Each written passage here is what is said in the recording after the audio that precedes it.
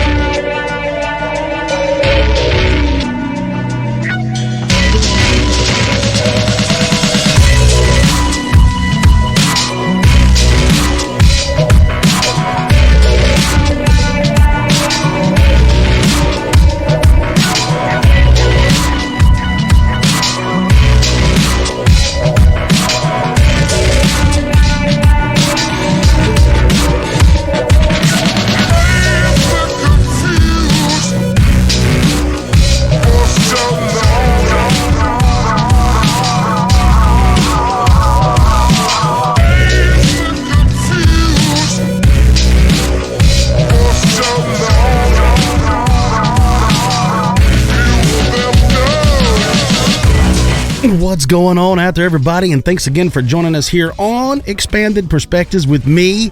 I am Strip Club DJ Voice Cam Hell, and join me as always, sitting across the table from me is Mr. Kyle Big Fizzy Filson. How's it going, everybody? I'm here in studio. That's right, it's me, Big Fizzy. I'm here enjoying a nice Topo Chico. I'm rocking the Perrier over here, bro. It's a sparkling mineral water. Are there any flavors, or do you have to add your own flavor to Topo Chico? There actually is one flavor. There's just normal flavor, and then there's like a lime flavor. But it's just a hint. We've had people share a lot of stuff with us. The crazy reviews of Topo Chico. I ought to pull that up. I think in the outro I'll do some people talking about Topo Chico, but LaCroix.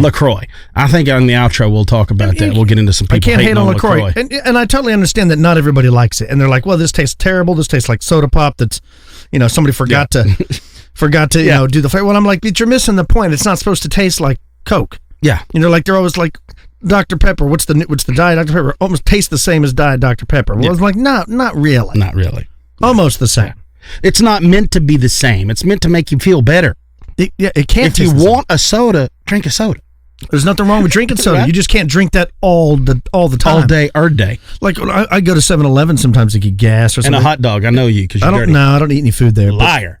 I'll swing there to get some gas and maybe some almonds. I like those wasabi and soy sauce flavored almonds. Boy, do you. I got like a 2-pound bag over here. That's maybe $55 for that bag because, apparently almonds are very expensive to harvest. They're hard to get. But, I see these jokers come out of there with a 3-liter a mug that holds like 3 liters of cola. And I've never seen one of these guys that looks like they're in really good shape. And I'm just like, my God, man, I like a Coke as much as anybody else, but you can't drink that much. That much, yeah. And they're coming in and you can see them refilling it up. So this guy's doing this on the regular. Where it's been worn. You're like, quit doing it, bro. I don't know if he fills it up on the way to work and then again on the way home or lunch, but that's too much soda. That's why you need to switch to a little LaCroix or something and like that. I can't even drink too many of these because I feel like it gasses me up. Like I feel like the carbonation? I feel like I'm all swole up. Oh, folks. Of course, I am swole up. Look how fat I am. I had posted on Instagram, and everybody went wild, so I'm going to discuss it. We got a bunch of stickers in. We've got a whole pile of stickers in now. We're not sending them out.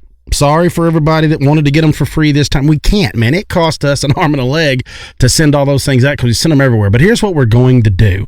We're going to be selling them. That's not going to be some crazy prize. We're not going to make you pay $12. Nobody wants to do that. So I don't know what we're going to do with it, but we're getting a e-commerce thing, like we said, set up. And we are going to start having some shirts every now and again, some limited run, like pre-order shirts. We'll only do them for the first, however many, and then that'll be it. And then we'll wait a while to do it. So that is coming. So just bear with me. It may take a couple weeks and we get it all worked out, but we're going to start carrying, I guess, the stickers, the shirts, and then that's probably going to be it more than likely. Yeah. And with the shirts, it's going to be we'll come up with a design and it'll be like a pre-order. Like you said, there'll be like a time window, it'll be open for 2 weeks. And then once it's closed, you can't order any more shirts. Yeah, that's it. And we'll do a limited run. Yeah. And then we won't do it again for like 6 months. And then the next time we do it, it'll be a different design. So there'll be different ones. And I was thinking of tossing around the ideas as maybe one will be crypto, maybe one will be more UFOs, one will be ancient history. Or now we are still going to do the jerseys. So we'll be, when we get ready to get our jerseys done for the softball team, we'll put a pre-order for those out too.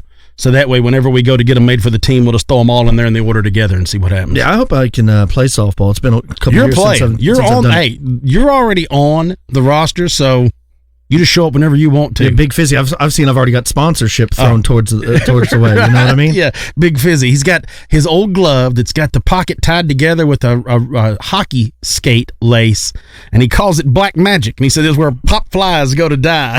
Oh, that's an amazing glove. Yeah. You know how many pop flies I've caught with that thing? A ton. So yeah, it's going to be a really, really good time if we get to all play together. But yeah, so that's it. So what have we got going on today, man? What are you chit-chatting with me about? Well, I'm nursing a cold right quick because of the last baseball adventure. The last tournament, it was really cold. If you want to hear more about that, you have to be an elite member. You can listen to it on the last show or the upcoming show.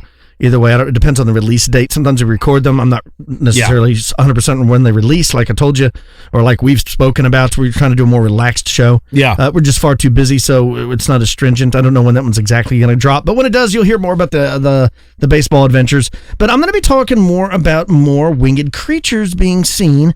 This is a new sighting on Phantoms and Monsters. Lon Strickler's been keeping up with it, and this just happened last Saturday night, April 7th. Of this year. So this just happened. All right, lay it on me. And the person says, I'll start with a few months back when it was winter. I live on the Canadian West Coast, Vancouver Island, British Columbia. I think there was a bit of snow on the ground and the sun had just set, so it was not completely dark out yet, but not really light either. My sister and her boyfriend and me and my boyfriend were in our backyard. I think we just went outside briefly to run around in the snow. Since where we live, it's actually a rare occurrence. I know, weird coming from Canada, right? My sister all of a sudden freezes and says she sees something or someone behind a tree. She then walks over to it and she sees it disappear. Freaked out, she wanted to go back inside, so we all went in with her. When inside, she told us what she saw was a large, black, winged creature sitting behind a tree looking in our direction. Apparently, it was sitting with its wings down, covering its body, kind of hunched over.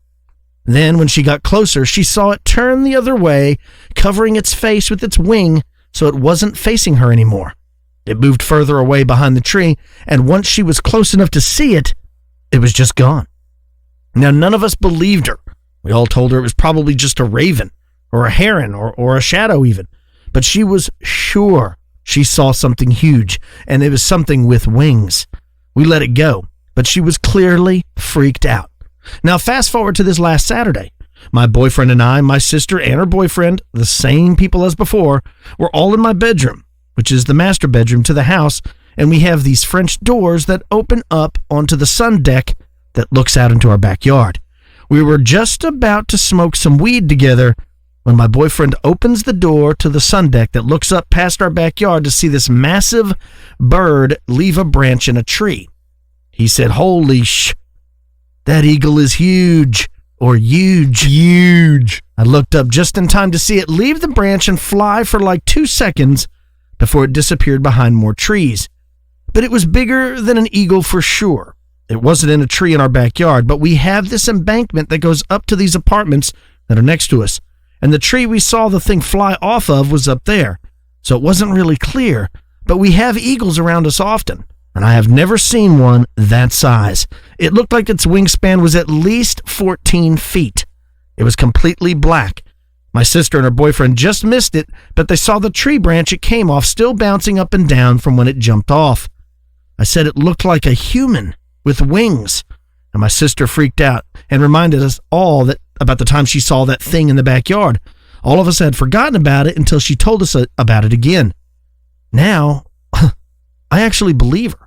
My boyfriend said it looked like a human with wings, but he doesn't believe in stuff like that. Plus, on top of this, we had a dog who passed away in January. R.I.P. Juno, I love you.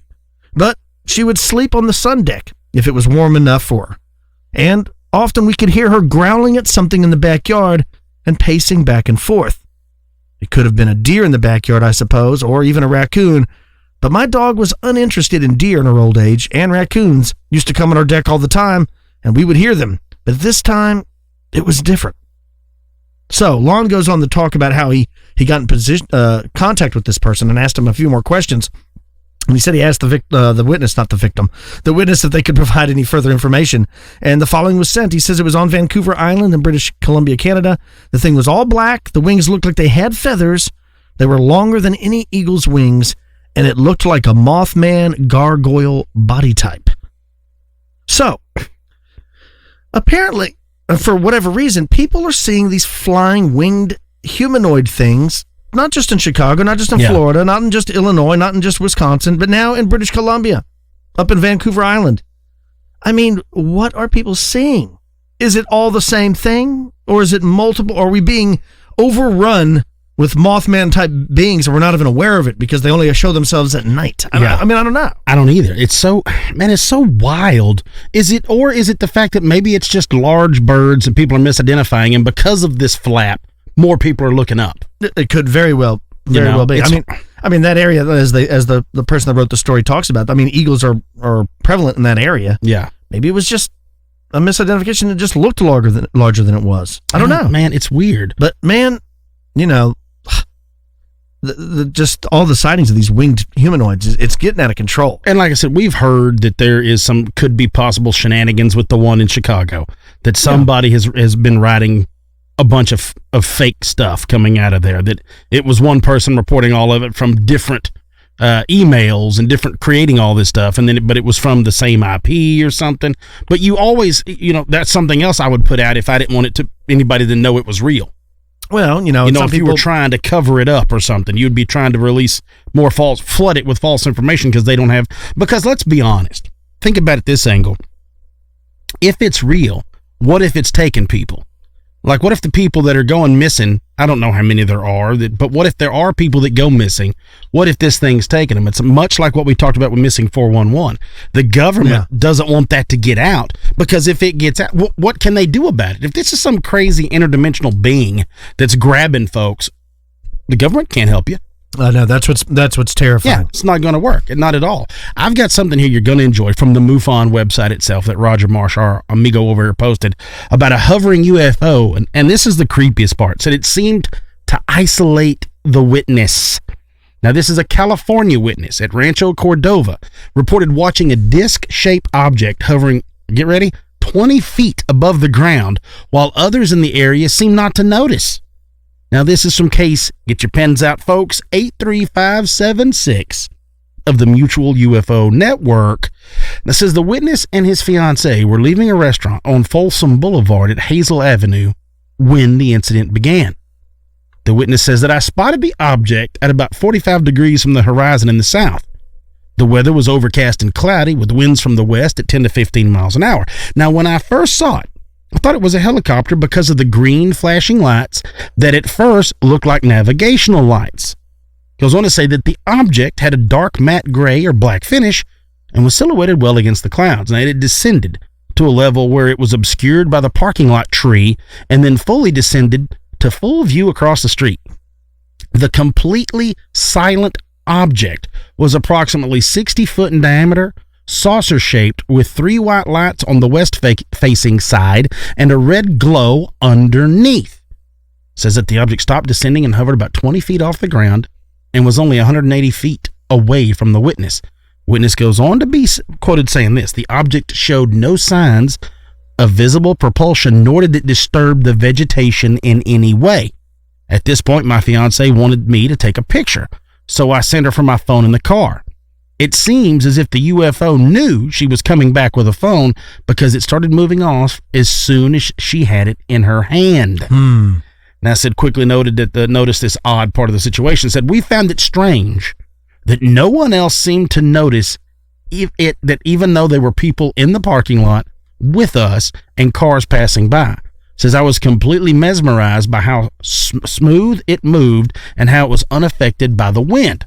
Says, now talking about his fiancée, that when she got back to me, I had walked to the corner of Folsom and Hazel so as not to lose sight of it, and it glided away smoothly into the Aerojet property. Yeah. So and of course it was investigated by their state director, and of course it's closed as an unknown UAV. But lots of people that were there milling around and stuff, they didn't notice it. Never noticed it. Like we've talked about it before, how certain people, clairvoyants and mediums and things and such, are they're able to see spirits and ghosts, and other people are not. I wonder if the same scenario is possible for UFOs, where certain people, you may have this ability, you're not aware of it, and then one day you see a UFO, no one else saw it because they don't have that same ability. And people with this ability are people that see UFOs. I mean, just like in the stories I read on the last Elite show, the woman said her and her husband, who saw a UFO in Alaska and had some missing time, that her and her husband have seen UFOs many times in their lives. And you run into people quite often who have seen a UFO. They say that they've seen them multiple times, so it's not like it's a one-off event. Yeah, for the most part.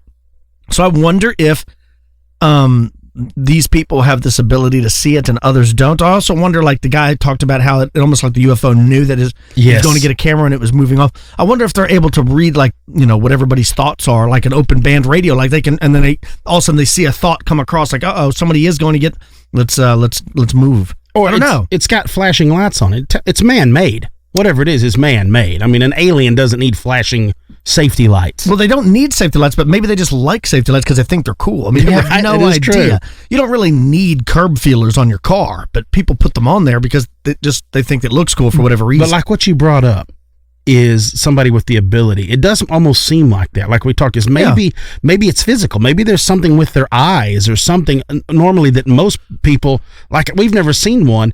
Maybe you and I don't have the ability to see That's one. right. And maybe these people that have this ability are the ones that are chosen for abduction. Might be. There's nothing showing that when people are abducted by aliens that it's completely random. Maybe there's a selection process that the extraterrestrials use. Like, you're on our wavelength, so you're the one we're going to take. Yeah. I mean, I have no idea. But that's good for me because I'm a dummy. Apparently, I've never had anything. So we're good. Like we're covered. And I'm happy. Yeah, I'm not complaining. We're covered about that whole thing. Folks, we're going to take a quick break, and when we get back, I'm going to be discussing, of course, some wild conspiracy theory because they're fun, but I'm going to be discussing some crazy conspiracy theories linked with Plum Island. You're listening to Expanded Perspectives.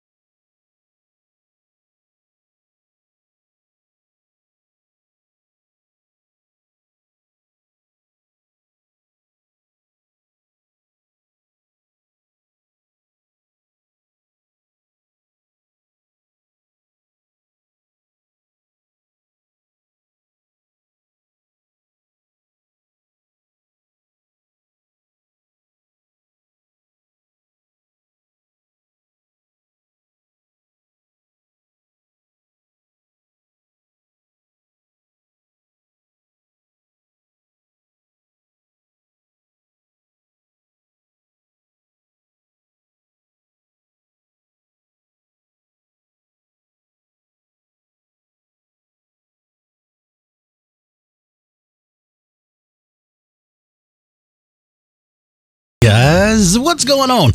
All right. It's story time with Uncle Ham. I've plopped down here in my little at-home studio. Going to do some more recording. This is something that I've been wanting to talk about for a while because I actually knew someone who lost a loved one due to this. So this is something I'm going to get into. And like I alluded to before the break, we'll be talking about Plum Island. But before I get into that, like we always do, you have to lay out the groundwork. We have to discuss things about how our government's already gotten to us. We got to build up to this conspiracy theory craziness because we all love it. I mean, what's not to love about a conspiracy theory? So we'll start with a few, I guess, we'll build up to where we're going with this whole thing because I don't think nowadays it's too hard to sell people on the idea of a conspiracy theory or something crazy going on, the government behind some no good things. I think it seems to be easier and easier. Now, that's not to say that everything that they do is wrong, and I guess that's just an open-ended term. We don't really know who, we just feel like they are the government. They do get a bad rap from time to time, but we do know in the past that there has been some nonsense and some shenanigans that have cost people their lives. and they denied it at the time, and now it's come out. Of course, it's true. One of them is being the fact that in the late 80s, there was a report released called the American Nuclear Guinea Pigs, and it come from the U.S. House Committee on Energy and Commerce. And this report, the American Nuclear Guinea Pigs, the title were 3 Decades of Radiation Experiments on U.S. Citizens. Now, what this actually spoke about was what's known as Operation Green Run. And it was a test at a Washington plutonium facility is where this thing all took off. But it didn't happen, of course, in the 80s. This is when it all came out. This is what lies behind this. It took place in 1949. And it details that the managers of this facility decided that they would on purpose, release this cloud of radioactive iodine-131. And it was a massive cloud. We're not talking about a little, like a hot air balloon, a little balloon full of 131. We're talking about a ginormous cloud of it. And they wanted to see how far it would travel in the winds. Let's say downwind, what would it affect? So let's just release it. So they cut loose the iodine-131, and then they cut loose some xenon-133. Now, the story goes that it traveled as far as the California-Oregon border, y'all, and that it infected over 500,000 acres. Yeah. So they talk about curies of radioactive iodine, and they say it was 8,000 curies is what floated away from all this in this big cloud. And I think of like some big creepy like green mist cloud like you'd see in Ghostbusters. That's kind of what I think it'd be. But just so you get an idea of what a curie is, back in 79, whenever 3 Mile Island had its little meltdown and all the stuff went on, everybody was all freaked out about it. The curies of radioactive iodine that was released from 3 Mile Island was only 25. This was 8,000 curies that come out of that cloud. So that tells you what ended up happening. So in the paperwork, it also says that the government went on and did a few more tests like that, smaller tests, none quite as big as the one in 49. Oddly enough, in the late 50s, there was a state hospital there, and it housed disabled children, called the Sonoma State Hospital. And they know for a fact there that these disabled children, without their knowing and without consent of any of their families, were actually fed radioactive or irradiated milk. So this goes along with part of this, is they're testing it to see what it's going to do to people. They also know that in the state of Tennessee around this time, that there were pregnant mothers that took a vitamin drink, and they were told that this vitamin drink would be great for them and their children. Turns out it was radioactive iron, and there was 829 women that were involved in that study, and that's what they were given to see what would happen. So you can see where I'm going with this. There's a lot of these things that go through where they gave it to kids, they gave it to women that were pregnant with children. You look at all this. There was also, like we talked about, there's another one, Operation Plum Bob, and this took place in the 1950s. 57, I believe, is actually when it took place. And they were testing nuclear explosions in the Southwest here in the States. They were 29, and at this time there was 18,000 soldiers in the area where there were 58 curies of this radioactive iodine. And it caused upwards of 212,000 cases of thyroid cancer of all the stuff that was tested around there. They became known in the 50s. The people that were in contact with all this became known as the atomic veterans. That was the little quote given to them, or the little name, if you will, given to them. So our government knowingly experimented on its citizens. They just like, let's just see how far we can go. If you go back even further than that, for those of you that aren't familiar with the Tuskegee timeline or the Tuskegee syphilis experiment that took place in 1932, they worked with the Tuskegee Institute, and there they started a study to record natural history of syphilis in hopes of justifying, it says, treatment programs for the black people at this time. This is what they say in this. And they called it the Tuskegee Study of Untreated Syphilis in the Negro Male. This is the way they approach this, is they're like, oh, as long as it's not white people, let's try it on the black people. That was the stance. 1932 isn't that long ago for the government to be so overly racist. It's insane. So, yet again, it involved 600 black men. There were 399 of them with syphilis and 201 who didn't have the disease. So the researchers told them that they were being treated for what was called bad blood, okay? That's what they said they're treating them for. And that could describe lots of stuff. You know, they kind of lumped it all together. Oh, are you wore out? Are you tired? Do you feel like you have an iron deficiency? Are you anemic? Things like, this is what we're treating you for, is air quotes bad blood, which sounds like something a 1932 doctor would say. I saw an old meme not long ago talking about that being a doctor in the Wild West or the 1800s must have been great. It's like they said, oh, you've got ghost in your blood, so just go out and drink whiskey and do coke. It'll be fine. That's kind of what this is, oh, you've got, air quotes, bad blood, so we're going to treat you for this. They didn't receive any proper treatment whatsoever.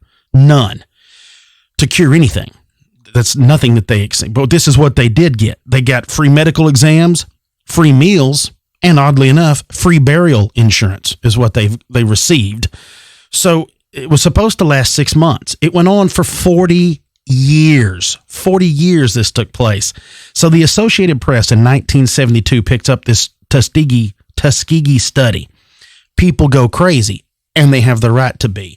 So they had a panel of members look into this from all different stuff. They found that the men had agreed freely to be examined and treated. However, this is what they did find. There's no evidence that researchers had told them of the study and its real purpose. So they're telling them, we're going to treat you for this, and they just didn't tell you the whole story. So they go to digging deeper and deeper. Then they find out that there was no evidence that they had informed them of the study or its real purpose. And in fact, that they know for now that the men had been misled and lied to and not given everything to provide consent. So everything that they had been told was all a lie to just get them to be test subjects. They were never given adequate treatment. And now look, penicillin was the drug of choice for syphilis in 1947. It was not offered to any of the subjects in this group. So out of all the males, nah, you're good. We're just going to test some other stuff on you. The idea of testing on human beings is something that is crazy to me, but the idea of playing upon one and of course, I don't know why it's crazy to me. I feel like they do it now with our food.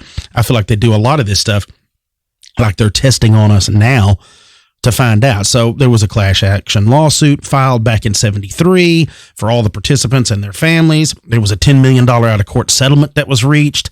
The U.S. government promised to give lifetime medical benefits and all this to all the living participants. It goes on to become, they established what's known as the Tuskegee Health Benefit Program. And then, of course, in 1975, the wives, widows, and the children of all these people were actually added to the program, and it started expanding more and more because they realized what they had done it pretty much ruined everybody in that lineage. Like, they know that this is something that could have been passed on. We don't know a whole lot, but I say passed on. A wife could have received it not knowing that her husband had it because he didn't know he had it. Things that goes along like this. So there's a bunch of wild stuff that went on, and it carried so far back that the last study participant actually passed away in 2004, and then the last widow that received the benefits from the Tuskegee Health Benefit Program passed away in 2009. And I think currently there's somewhere like a dozen, maybe a little less, of the offspring that received medical benefits and health benefits that their family was involved in that study. So I tell you all that in a roundabout way, so we already know that it started back then. We know that they've tested on people. This is just scratching the surface. So for those that are screaming at the computer or screaming at their device right now that I'm not covering all of these, I'm not going to dig deep into those right now, but because we already know that this happened. This is stuff you can pull up in the foyer. You can find this stuff. This is there. But to let you think about this, that in 1955, there was a little thing called Operation Dropkick. Now, this is where it starts getting pretty wild. Now, Operation Dropkick involved mosquitoes that carried the yellow fever. Our military released 330,000 of these mosquitoes from an aircraft over the state of Georgia. Now, this was called Operation Big Buzz. And Operation Dropkick was 600,000 of those mosquitoes more was released over an Air Force base in Florida, and that was in 1956. So 55 and 56, they're cutting out mosquitoes with yellow fever. Now, they say this. They say that, hey, look, in these cases, these mosquitoes didn't have any disease, but they were just test weapons that they were going to try to use entomology, and they were thinking that they could have the insects do the dirty work for them. So they studied the bug's ability to disperse, where they would all travel, where they would all go, how they would attack, the results of these things, and how they would be on the humans and this. So in 1954, there was a thing called Operation Big Itch, which we talked about. Operation Big Itch dropped 300,000 rat fleas in the western Utah desert. And then the military was trying to test those fleas if they could carry and transmit disease. Now, it's said that during one of these tests, a bug bomb failed to drop and that it actually opened up inside the plane while they were flying, and everybody on board was eaten up with these rat fleas. Now, of course, it'll tell you, oh, yeah, there was, there's nothing going on. They're just fleas. We just want to see how far they go. If there's nothing wrong, if there's no disease in these fleas, and there's no way of, and mind you folks, this is the 50s, and there's no way of tracking them, because if you could test a flea or you could test a mosquito, say the mosquito had yellow fever, okay? If it didn't carry yellow fever, how would you know that was the mosquito you released? You have to have something in that mosquito as a primer so you can check to see if that's a mosquito or if that's just an average everyday mosquito. That's just a native mosquito. The same thing with those fleas. In my mind, there has to be something wrong with that flea. What, are you going to spray paint them all pink? It doesn't work like that. You have to have something in a mosquito or in a flea's body in order for them to test it. Because I'm sure that rat fleas, I'm sure they're out there already in the Utah desert. I would guess, but it would make sense. And then how, we all know how little fleas are. How are you going to catch them? How are you going to, unless people start popping up sick? That's, for me, the thing that I keep thinking about. So there were Soviet cities that had been marked as a testing ground where they wanted to release these things.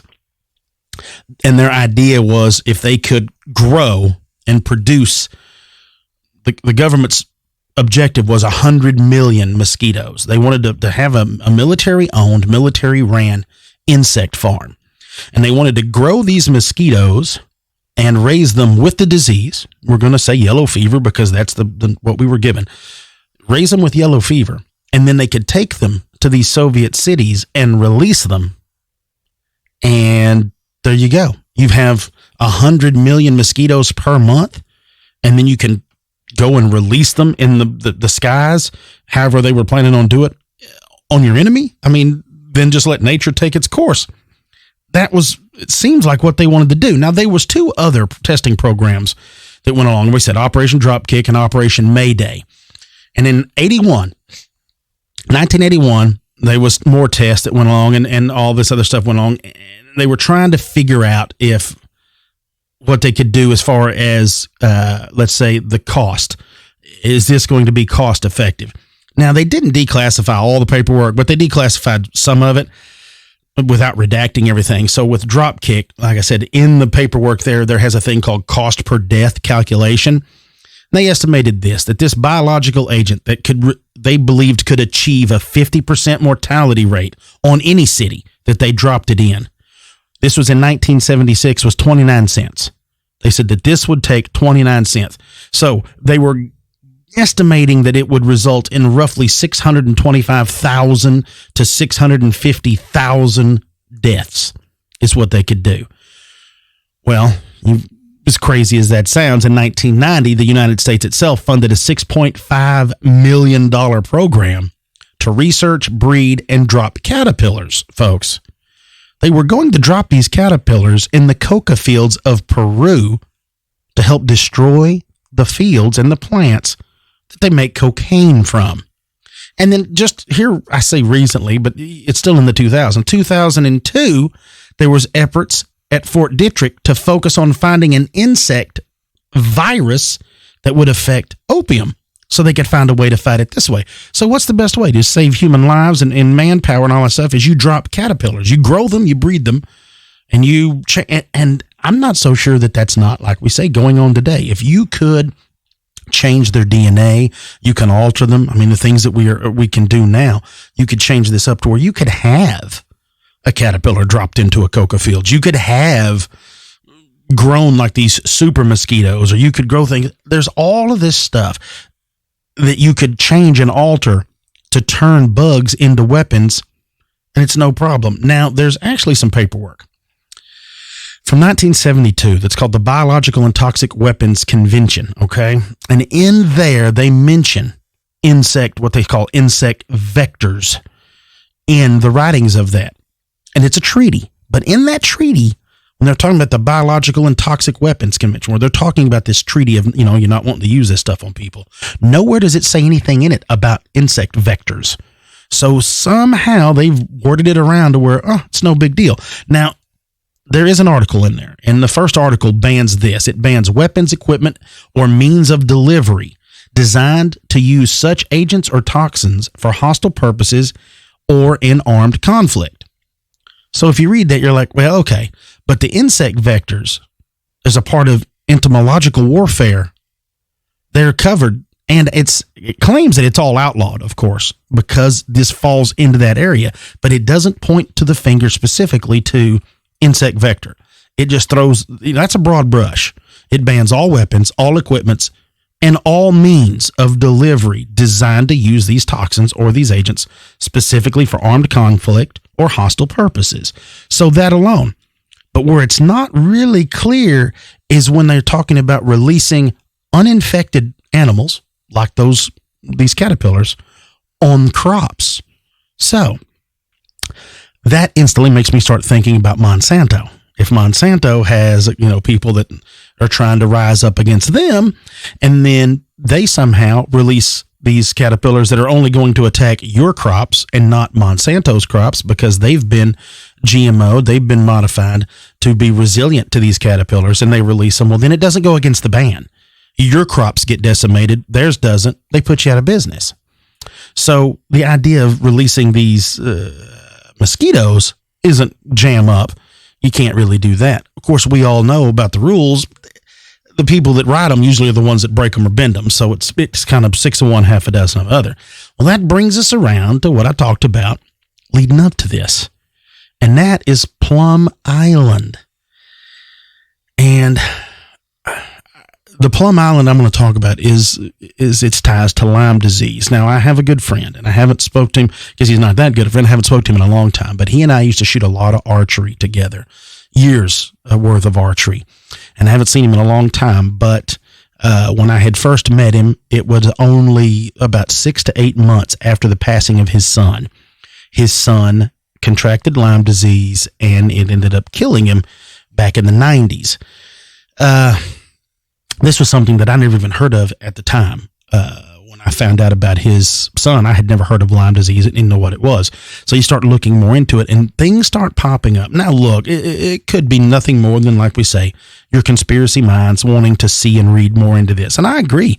I mean, yeah, there's a lot of it. But like we've discussed in this show multiple times, it's the small threads that make you want to start thinking. You start looking at these things. So that's why I bring up Plum Island. For those of you that aren't aware of what Plum Island is, it's in Suffolk County in New York. It's an island, and it's right on the end of Norfolk coast of Long Island. So it's real close to the coast there.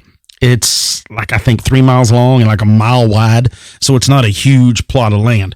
But in 1954, the USDA built on there the Plum Island Animal Disease Center. And that's where they started doing research on animal pathogens.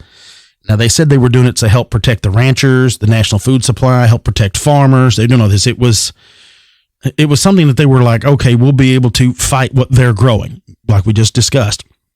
We need to, if we're thinking of this, other people are thinking of this, we better have something that studies it all the time. So, of course, because of that and the ideas behind it, well, everything became restricted. Well, anytime you restrict anything, people start talking. So now you can't get access to the island. You can't get access to the facility. You don't know what's going on. Walls are up, doors are closed, windows locked. Nobody knows what's going on in there. Well, in the early 70s, there was a group of kids and adults in a town called Lyme, Connecticut. and even in these surrounding areas. And the doctors and people in this area started noticing that they started having some really debilitating health issues that they couldn't put their finger on. They were like, huh. And when I say couldn't, they had chronic fatigue, right? Some people started reporting they had paralysis, severe headaches, skin rashes were popping up. They were going to these hospitals. More and more people were showing up. They couldn't figure out what it was. Swollen joints, swollen knees was a big thing when it first came up. And as far as I know, it still is, but it was a big thing that they were like, why do these, it's tying together. Like, we don't understand, headaches. Like, you start seeing headaches, you're like, okay, what is it? Allergies? What is it this? What is it that? Chronic fatigue. We don't know. Is it your diet? We don't really know. But when you start seeing swollen knees and skin rashes on not one or two, but multiples, back to back to back, reporting the same thing, you're like, wait a minute, everybody's not turning their knee. Not everybody's been out running. Not everybody's got a strained MCL or ACL. Like, what the hell's going on with this? So they start looking more into it. Well, they can't really figure it out. So nobody diagnoses them. The doctors just leave them. So if they don't diagnose, they don't treat, right? So they just leave it alone.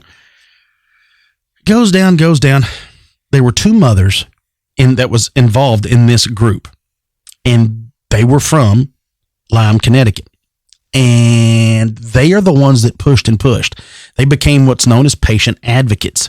So they start doing their own research. They start taking notes of what's wrong with them, their symptoms. They start talking to other people, and instantly they start jumping to, is it in the air or is it in the water? Where is this coming from? There's too much stuff going on.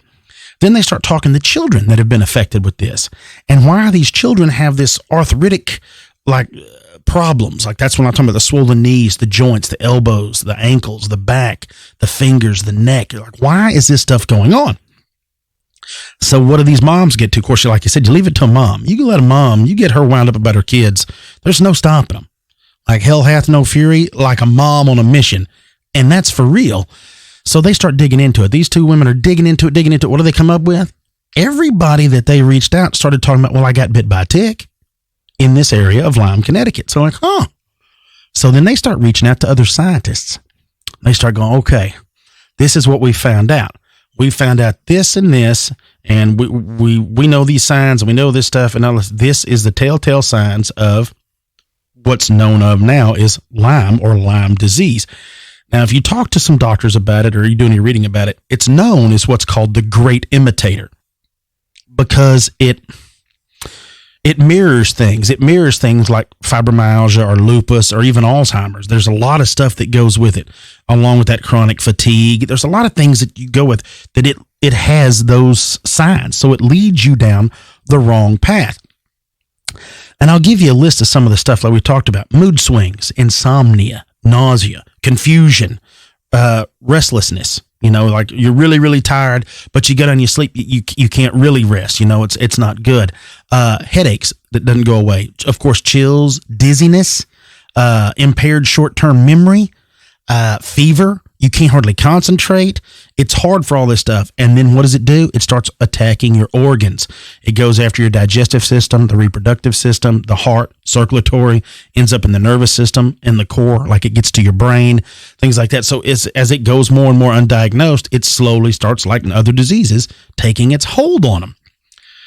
Well, people, it's something now that you bring up Lyme disease and people talk about freely, but it's still, the details of this whole thing is like, oh, well, you get it from a tick. That's all you ever hear. I have had, I can't even tell you how many ticks on me.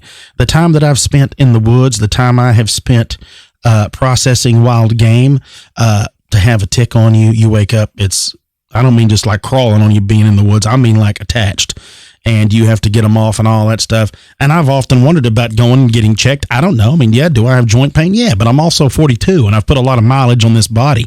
So I don't know if that's what it is. Am I chronically tired? Yeah, but who's not? Who's not tired? You're blowing and going. Everybody's tired. It can be so many different things. So I don't know. It's one of those things. But if you go to the CDC and you start looking into the CDC stuff, in 2015, it was the most commonly reported vector-borne illness in the United States. It was also nationally notifiable disease. It was the sixth most common in that. And they said that it affects what they say is 300,000 people a year in the country of the United States. Yeah. But what's really weird is that when people go out and they attempt to get this attention for this Lyme disease, a lot of doctors will be like, well, it's really rare and you probably have something else wrong with you. So they don't even go through it. So then the person that's dealing with this goes through medical tests after medical test after medical test, and they go through different doctors and they try to find all this stuff to try to figure this out. So they chase it down and they chase it down. The doctors aren't helping you. And you got to imagine how much money that's costing already now. You know, people are just shelling out. And like I said, now for the longest time, people and these moms, and you go back into the people involved in it in the 70s, were like, there's something going on here. That's like, is it the government? Like something's happening. This doesn't just pop up. Now, for all of y'all asking about Plum Island, if you go from the shore to shore, from Plum Island to the continent of the United States, it's 9 miles. If you go to the town of Lyme, Connecticut, from Plum Island, it's 17 miles. If that tells you anything, you don't think a bird couldn't carry it? You don't think people could release it? You don't think it could have hitched a ride on something and got out? Now, like I said, here's the craziest part. Now, the CDC admits this, and you can go do all the research you want, you'll find this, that 95% of cases of Lyme disease come from just 14 states. The majority, so 95. Now, there's always outliers, like we've talked about, but those people may have visited there. You don't know where you've got it from. We have no idea. And with the things that are shipped, you don't really know. But out of the 95% of cases, 14 states report it. And the majority of those states are located what? Around Plum Island. Now, like we talked about, if you go back in history and you start looking into Plum Island, well, of course, it's involved in biowarfare. All the way back to Operation Paperclip. Because, yeah, as crazy as it sounds, some of those Nazi scientists ended up working at Plum Island too, folks. Of course, we all know about Paperclip and all the way they got him over here. But one of these scientists' name is Dr. Erich Traub. Now, Traub was a lab chief during the war for Nazis' Inselreims. Now, that was a secret biological warfare lab on what? An island in the Baltic Sea. Crazy, right? I know. Really, really crazy. And who did Traub work for? Well, Traub's boss and one of his good running buddies was none other than Heinrich Himmler. So we know now what kind of, not good they were up to, the shenanigans these fellas were up to. So what's Traub known for? Well, Traub's known for this, spraying viruses from planes over Russia during the war. He had been involved in Nazi activities in the United States at Camp Siegfried on Long Island, where 30 miles from Plum Island. So he goes through. So there's a lot of stuff. We also know that he was really big into viruses and bacteria. He was really big into that. That's the kind of studies that he liked to do. Now, like I said, you get the idea of this is insane. In the early 50s, the U.S. biowarfare program had a group that was a clandestine germ warfare. So inside the biowarfare, there was germ warfare where they would start doing these trials. Well, during these trials, they go, where are we going to put them? Because they know that they were testing them at Fort Detrick. They also know that they were testing them at Dugway. They're like, we need a safer place to test these. This is what we're going to have to do. What can we do? So they take a page out of the Nazis' books. They're like, hey, let's go put it on an island. That'll be the best place for it. That way nothing ever happens. So they get Traub. They do it, all that stuff. The USDA, they visit Traub's lab, okay, this whole thing. And it's sad. Now, I don't know, but you can find places that you can read that it even claims that Traub worked some for the USDA whenever they were putting Plum Island together. Like he was the overseer for all this stuff. But in the 1950s, Traub actually was chatting it up with back and forth the director of Plum Island, Dr. Shahan. He was the director, or Doc Shahan. And so he's over Plum Island and he's getting his stuff from his buddy, which turned into be a lead scientist, Dr. Traub. So here's crazy. Dr. Traub was even, when they dedicated Plum Island and the lab and they built it all and they put it all up, they dedicated it in 1957. And during the dedication ceremony, Dr. Traub was there. Yeah, a Nazi was at the dedication ceremony of Plum Island. So you go through all this stuff. So like, that's pretty cool. This is pretty wild. So they go through there. Well, they know Traub he showed up. He came back in 57. He came back in 58, hanging out there. So they have a lead scientist there. And this lead scientist's name is Dr. Traum, Jacob Traum. So the USDA was like, what are we going to do here? Traum's going to retire. What are we going to do? I know what we'll do. Call up Traub. Let's get Dr. Eric Traub, the crazy Nazi, in here, and we'll get him to do it. So that was the whole plan. Well, until some attorneys get involved and they go to looking into war crimes and all this stuff. But this wasn't until much later where they start looking up and they find out all the stuff that Traub was involved in. Things start going deep. Things start getting really, really wild. In fact, there was a fella named John Loftus, and he was hired by the Office of Special Investigations, a unit that was set up by the Justice Department, and his job was to look into what we're talking about, Nazi war crimes. And because of that, he's given extreme top secret clearance because of the job he has. So he's going to dig into this stuff. So he starts going in and finding out. So he finds out of all these scientists that come over here, what they were doing, the whole thing. And then he digs up something that's really interesting. And this will really get you going. He dug up some information on Traub. And he said the really strange thing about Traub is he had been experimenting with dropping poisonous ticks from planes to spread rare diseases. So they're like, wait a second. And in that part, it's I don't know. It gets crazy. There's an attorney named Michael Carroll, and Michael Carroll wrote a book called Lab 257. And if you're really interested in that, you should look into that. You should read all that stuff because Carroll digs in deep, and he actually has a source that starts talking to him. And this source, he claims, there was some other stuff before this, but they claimed that these poison ticks were on Plum Island on an artillery range in the 1950s. That it was actually, they dropped them over, I guess, Plum Island to see if they would land, where they would go, and all this. So Carroll in his book talks about that he has a source that worked on Plum Island in the 50s. And the source tells him that these workers would on purpose now release ticks outdoors on the island in 1951. And then it was actually called Fort Terry. And then it goes through. And he said, well, who are these people that were releasing it? And his main source said, well, it was that Nazi scientist that did it. And everybody's like, wait, what? So that's where they start digging. So Carroll goes on to say that he actually got in a box of USDA files from the 1950s from the National Archives, and he starts going through them. And in there, he finds 3 folders. In those folders, 2 of them in that box was labeled Tick Research, and one of them had the label on the folder that said E. Traub. So all 3 we knew. He claims that when he got into them and opened them all up, all 3 were empty. There was nothing in those folders. Now, here's something even wilder than this, folks. There was an article written in the Journal of Degenerative Diseases. There's a person named Marjorie Titan, and reported this, that 60% of chronic Lyme patients are actually co-infected with several strains of mycoplasma. The most common one being Mycoplasma fermentans. And that is actually something that is patented by the U.S. Army and the Army pathologist Dr. Lowe, a pathogenic mycoplasm. And they patented that in September 7th of 1993 when the patent was issued. So you jump to that.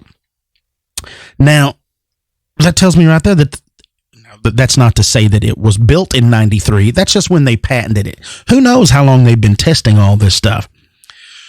So, according to Carroll, the fellow that wrote Lab 257, that people have been trying to decontaminate all of this old lab, all this stuff, the whole thing, nothing ever happened.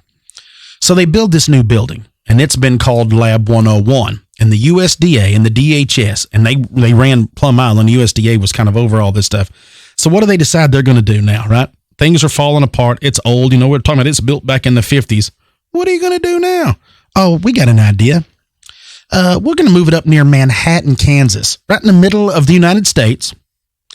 And for those of you that don't know this, it's like one of the largest areas where they breed hogs and bovine. A lot of cattle breeding, a lot of animals up there, okay?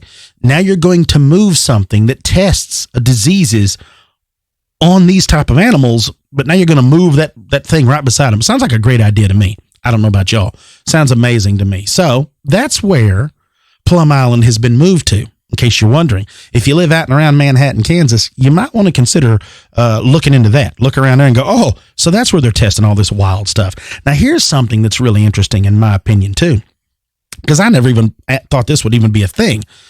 Apparently, Canada has been dealing with some Lyme disease stuff here recently, too, and they say that it's from the migratory birds in that area. I wish y'all could see my hands. I'm pointing behind me. I'm pointing all around me.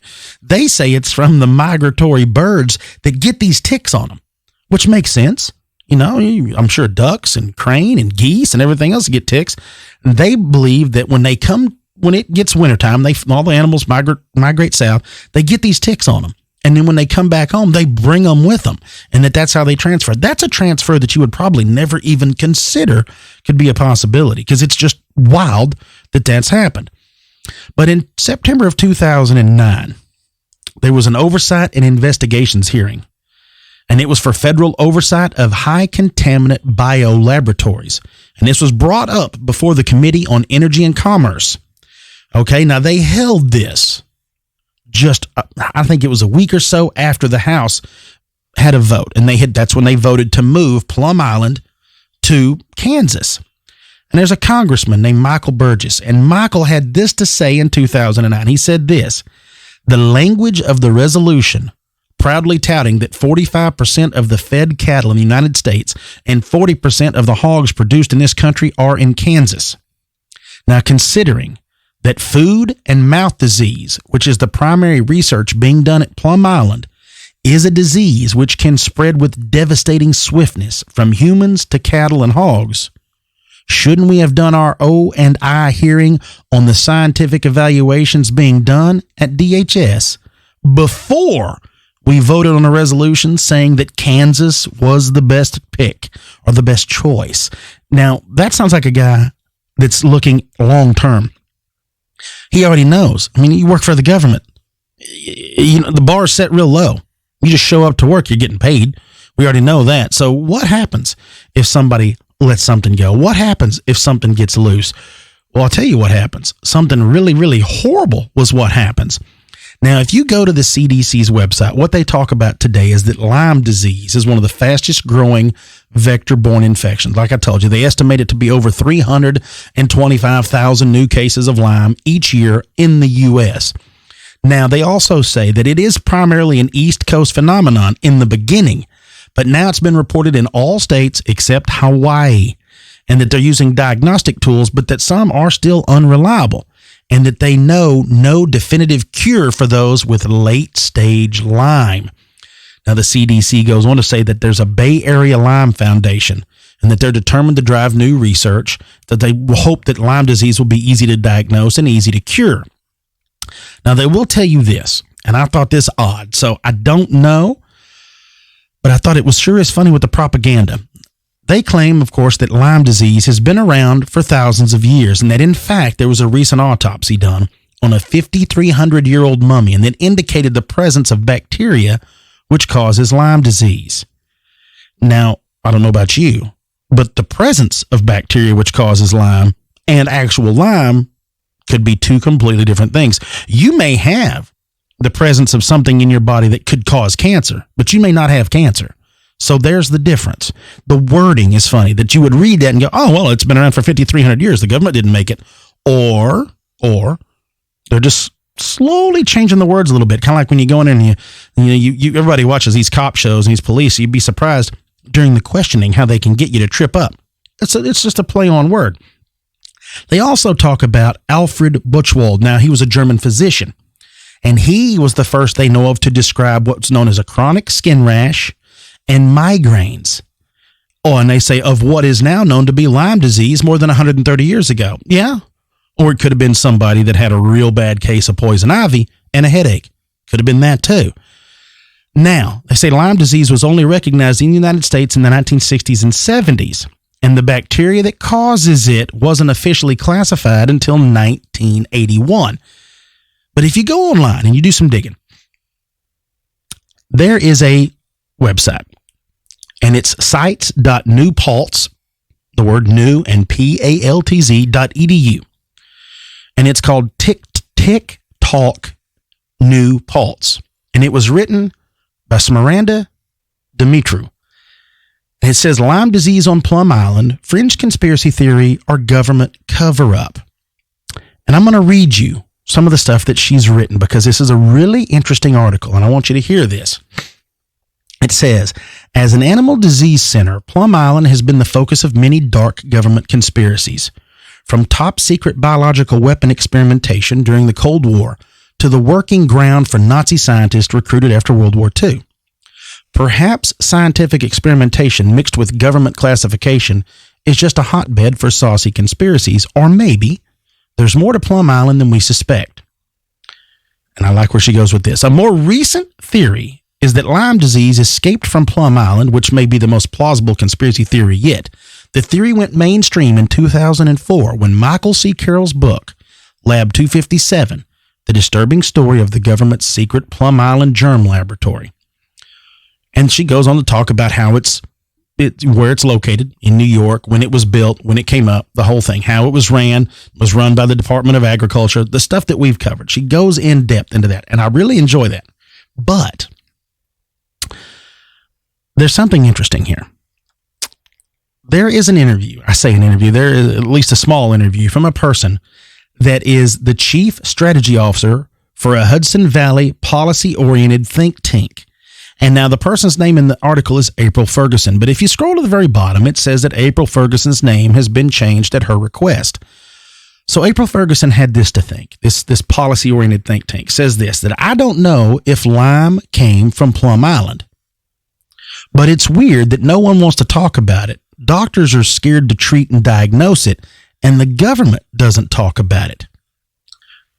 Writes out again here that Ferguson started considering a link between Lyme disease and Plum Island after she saw a press release describing how the Centers for Disease Control were closing a Texas A&M University biodefense lab due to outbreaks of Brucella and Coxiella burnetii.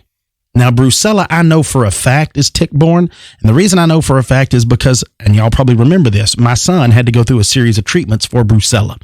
Now, he never showed positive of it, but he likes the raw milk, and of course, it was passed from ticks to the cows and such forth along that way, which really hit because it's one of those things that studies. But it goes on, it said Ferguson was led to wonder about Plum Island, that both the lab at Plum Island and the one at Texas A&M are biosafety level 3 labs and study similar infectious diseases such as foot and mouth disease, alien influenza, and Rift Valley fever. Says Ferguson represents Lyme patients pro bono as an attorney, and that she considers the government's attitude towards Lyme very strange. Says the number of cases jumped tenfold in 1 year, and that insurance companies don't cover antibiotics for Lyme, even though one can easily get antibiotics for any other condition. She says this, and here's the quote, Lyme disease is taboo, and I don't understand why. Now, Jennifer Reed, who runs a Lyme disease support group in Ridgefield, Connecticut, said the connection between Lyme disease and Plum Island is an interesting story. Says it doesn't come up during her meetings, though. She says this, that people are focused on getting better. They're not looking for someone to blame. Now, Reed, she goes on and says here that she blames climate change and deforestation for the influx of Lyme into suburban communities, including that there of Lyme, Connecticut. But it's interesting. It says that Reed said individuals may turn to conspiracy theories, such as the one about Lyme disease in Plum Island, when they're frustrated. Now, she says this, it's very hard for people to understand why we haven't made more progress. They want something to make sense. They don't understand why it's Lyme disease. She's talking about the Lyme disease, is not taken more seriously and given more attention. And I agree. Why is this not something, if there's that many people that are popping up, almost 330,000 people on average a year, and it continues to grow, more people aren't talking about it. Why is there not something you can put in your yard? There's stuff you can put in your yard for ants, for stickers. Why is there not something coming out that is specifically designed to attack these ticks with Lyme disease? Why is that not a thing? Why are we not trying to kill more ticks? Why is that not something the government's like, hey, let's invent a tick that will kill the breeding of this other tick. Let's breed this out of existence. Why are we not doing that? So like I said before, folks, I don't know if it's real. I don't know if any of these conspiracy theories are real based on Plum Island. We do know for a fact that the Tuskegee experiment was real. We do know for a fact that they released a giant cloud of nuclear iodine 131, we know for a fact is this something now that in another 60 years after the people that were affected originally or whatnot that were involved, is this going to come out in some sort of thing? And we're going to find out more that it was a real thing? Because I think if anything, history shows that these conspiracy theories that people hang their hat on at the time turn out to be real more often than not. So it's something to definitely think about. And I hope none of you listening to this are affected with Lyme. I hope none of your loved ones, none of your friends, none of your families, no stranger you bump into is affected with it. And if it is, I'm extremely sorry, because this is something that is terrible. And if you do have an issue with it and you have had some strange dealings with it and you're going through it now, please send us an email. I would like to know how you were treated to see if it really is that way. Personally, like I said, I don't know anybody that's dealt with it, but then again, I'm not near the hot spot. So I would just like to know personally to see how this goes. So let's take a quick break, and when we get back, we'll wrap this puppy up. You're listening to Expanded Perspective.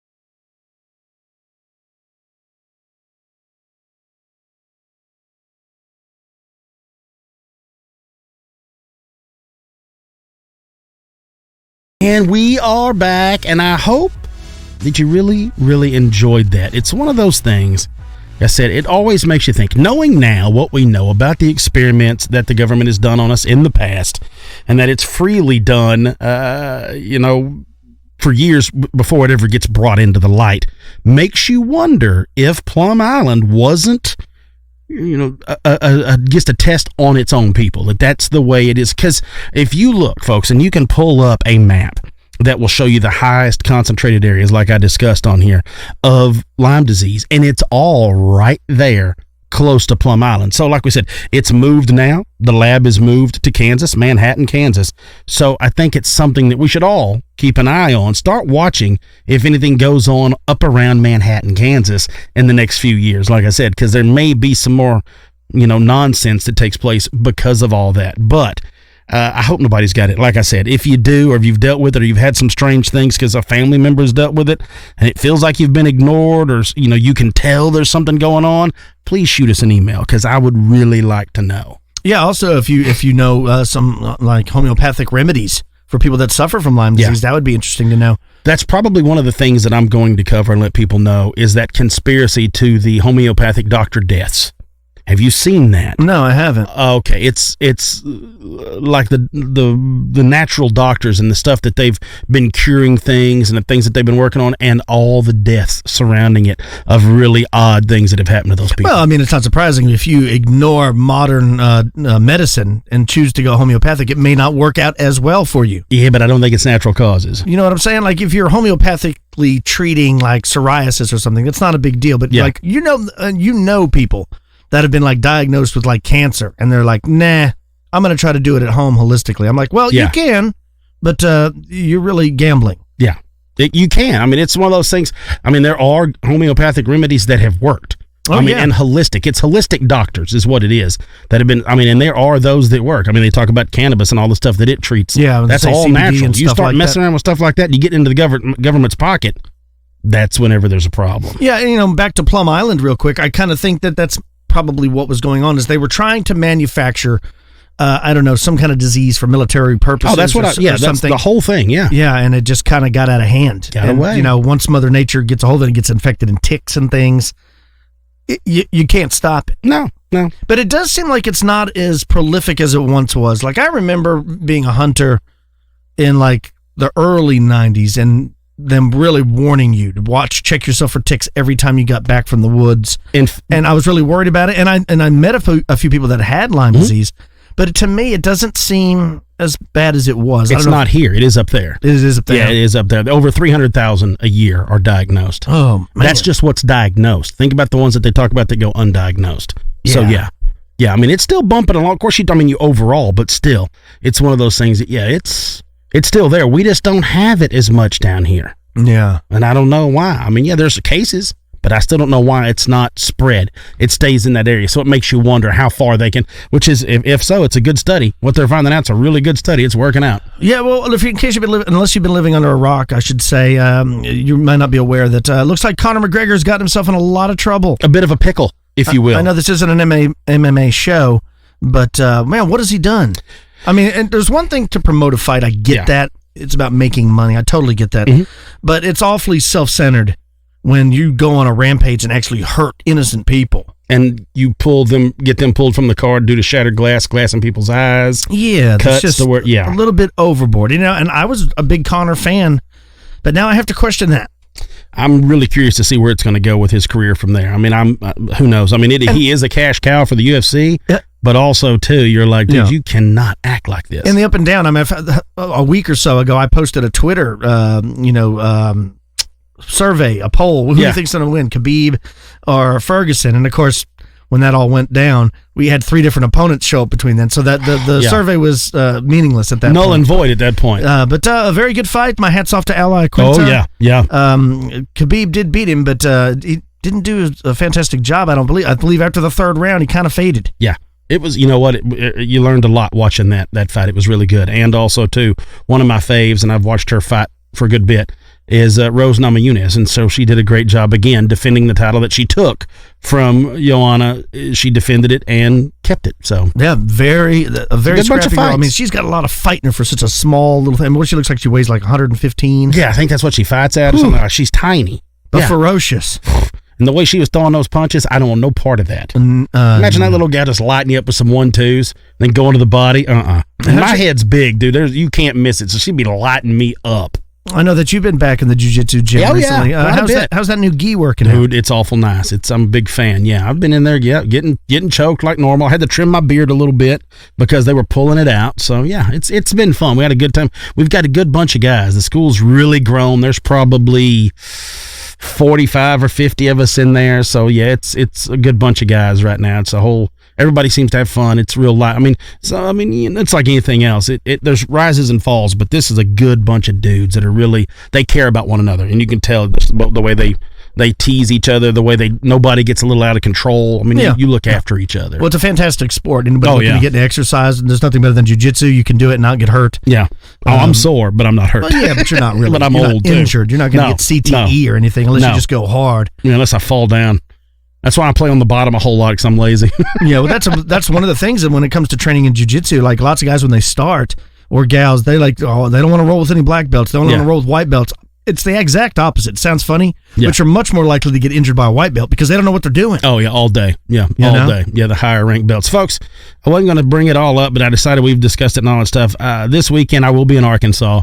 So if you're going to the Ozark Mountain UFO Conference, KGRA is going to be there, Dolan will be there, Hobble will be there, all that stuff. So I will be there, so you can come up and say hi. We'll be kicking it around, or I will be kicking it around. Or Kyle is going to have to be. He's bucking for that Dad of the Year trophy when Father's Day comes up, and I keep telling him all he's going to get is tools to do more work with. So he's not going to get anything fun, but he's bucking for Dad of the Year. Yeah, going to all of those baseball tournaments. Let me tell you, not just the baseball tournament, but Monday, the 15th, 16th, and 17th, I'm chaperoning a camp where I'll be keeping in my lead 10 to 12 fifth graders in a cabin. We're going camping for a school function. Woo! And that does not sound like fun. Look at you, Dad of the Year. There's no alcohol allowed, no tobacco products, so it's going to be long and strenuous. Yeah, that's going to be not a good time. Yeah, and because of that, the Monday show may be delayed a couple days. I'm not real sure. I'm going to try to get one recorded before then released, but no promises. If you don't see it till later that week, like Thursday, that's why. Because I literally have like a 5 or 6 day period coming up where like I have baseball, then camp. I would like to. We may need to wait till after camp because I would like to hear the stories of what you went through at that camp with all those kids. Well, I've already prepared a few stories because, the boys, they tell all their buddies about their dad and the fantastic storyteller and the creepy stuff. You kind of hurt your arm there patting yourself on the back, didn't you? Well, I'm fantastic to fifth graders. I'm not talking about adults. To fifth graders, I can blow enough smoke to where they think it's really awesome. I think you're the cool dad so now. Yeah, so I'm already assembling a couple creepy stories to tell around the campfire. Ooh. I'm going to see if I can scare a few of them where they can't go to sleep. Oh, it's going to happen. Yeah. If you go deep like the black-eyed kids or you really get into stuff, it's going to... Oh, I'll curtail it to fit where we're staying. Oh, yeah. I'll come up with a couple legends in and around because it's out at Possum Kingdom Lake. Perfect. So, I can't wait. Yeah. I'm looking forward to that. And I'm not. I mean, I'm looking forward to the enjoyment. I'm sure I'll have fun. It's one of those deals. I was talking to Cam off air. If you have your wife like talking to doing something, you're like dreading it, like, man, I don't want to do that. And then you go do it and you're like, hey, I was wrong. I had a good time. I'm glad I did it. I'm hoping it's going to be one of those deals. But you're not holding your breath. Not holding my breath. Well, I know some of the events that we're going to be doing is archery is one of them. So that's going to be fun, trying to instruct a bunch of fifth graders on the, the world of archery. I think that'll be very entertaining. I'm going to try. Like I said before, I'm going to try to get Stanton Friedman on the show. Yeah, that's cool. He's going to be there at the UFO conference. So I'm going to try to chit-chat with Stanton and try to get him to come on. I know Nick Redfern's going to be there. Oh, yeah. Howe, Richard Dolan. Oh, yeah. Several other speakers. I know that the last time we went, we met quite a bit of fans there. Took a lot of pictures. It was so much fun. It was a really fun time. If you're in the area, what is it? Eureka Springs, Arkansas. Eureka Springs, yep. Yeah, you should get up there. It's pretty It'll be fun. Before we get out of here, let's thank our sponsors, ZipRecruiter. ZipRecruiter, the smartest way to hire. If you want that discount, just go to ZipRecruiter.com/expanded. Cam, you got any movies that you've seen recently? Nothing, man. Nothing. I watched the HBO documentary. Well, it's not a documentary. It's a docu-movie with Al Pacino where he portrays Joe Paterno. Oh, yeah. And they do the whole Penn State scandal. Now, how was it? It was pretty good. Pretty insightful. Just as my worst suspicions confirmed, it looked like Joe Pa was kind of aware of the situation, or at least didn't do his due diligence to back it up. Now, I understand you can say, well, he was just focused on football only, but you can't do that, especially when children are involved. But it's a pretty good show. If you have HBO, you might want to go check that out. Joe Paterno was kind of a big thing in my life because my parents, if you're a fan of the show, you know that they're all from New Jersey. Mm-hmm. My father actually went to Penn State University, so I was a big Nittany Lions fan as a kid growing up. But now you're a big fan of him because of the wrestling program. Oh, yeah. Chael Sanderson. Beast. Speaking of that, Ed Ruth. We just watched him fight in Bellator just the other day. Such a beast.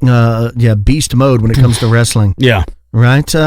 What else do you have planned? Anything special? Man, well, it's my anniversary up there. So when we get to Arkansas that Friday, will be Friday the 13th is my anniversary. How many years have you been married now? 23. Is there any words of advice to those newlyweds out there?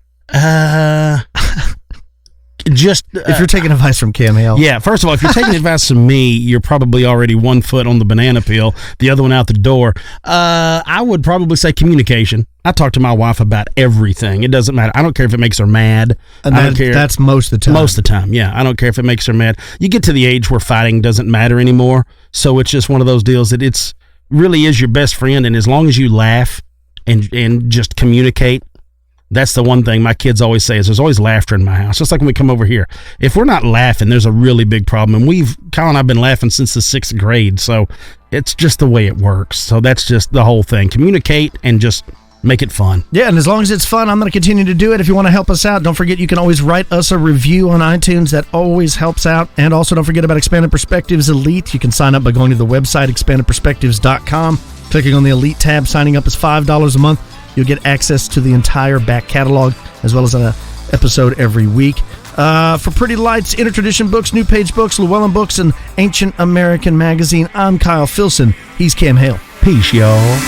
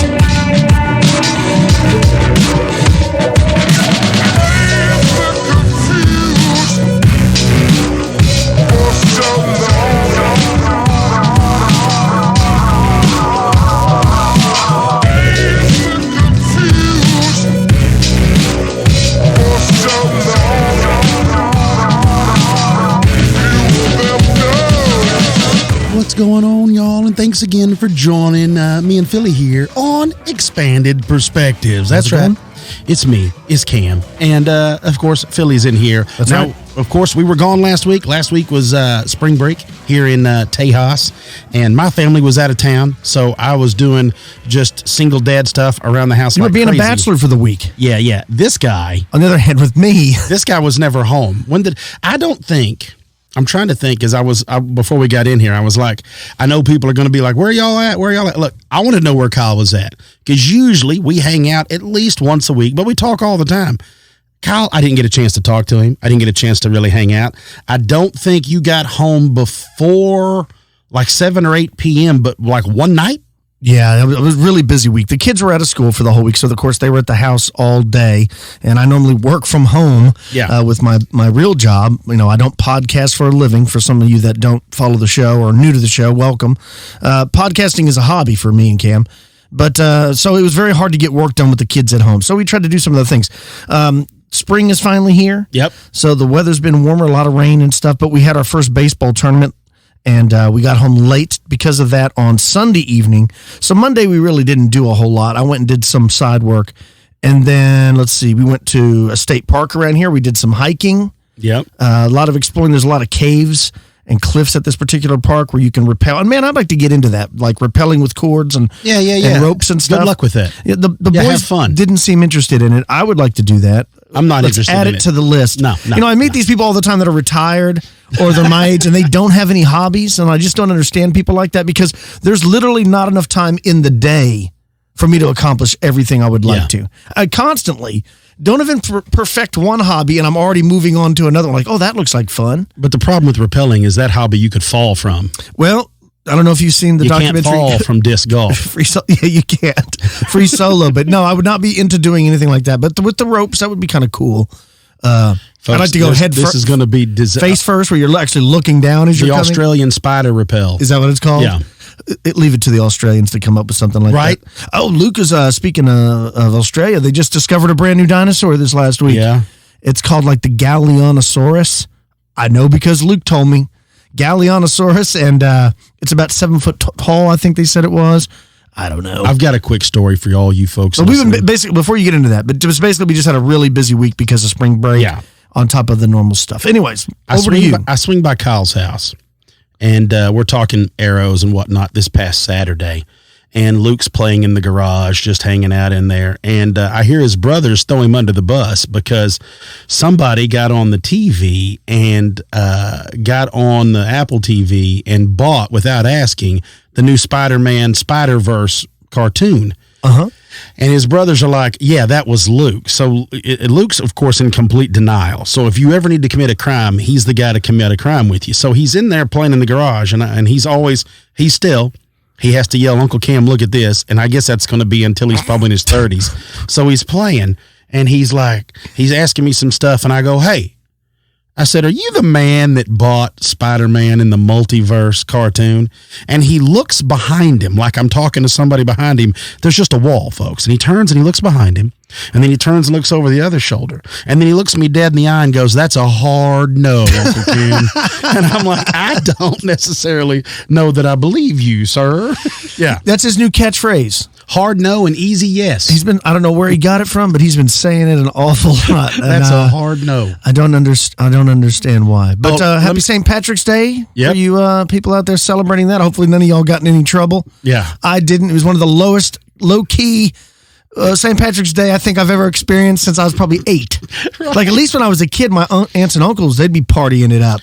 There used to be some wicked It looked like a retirement home over at my mother's house. I was back at home by 8:30 at night. We used to get wild over at your mom and dad's house. Well, I don't even want to bring this up because it was after the St. Patrick's Day party that your dad had his stroke. It was the Sunday after. Yeah. So, like, we had the party on Saturday. It was like that Monday morning. Yeah, about 3 o'clock that morning is when it hit. Yeah, he just said he had a bad headache. My mom thought he was just hungover. Yeah, because we'd gone hard in the paint.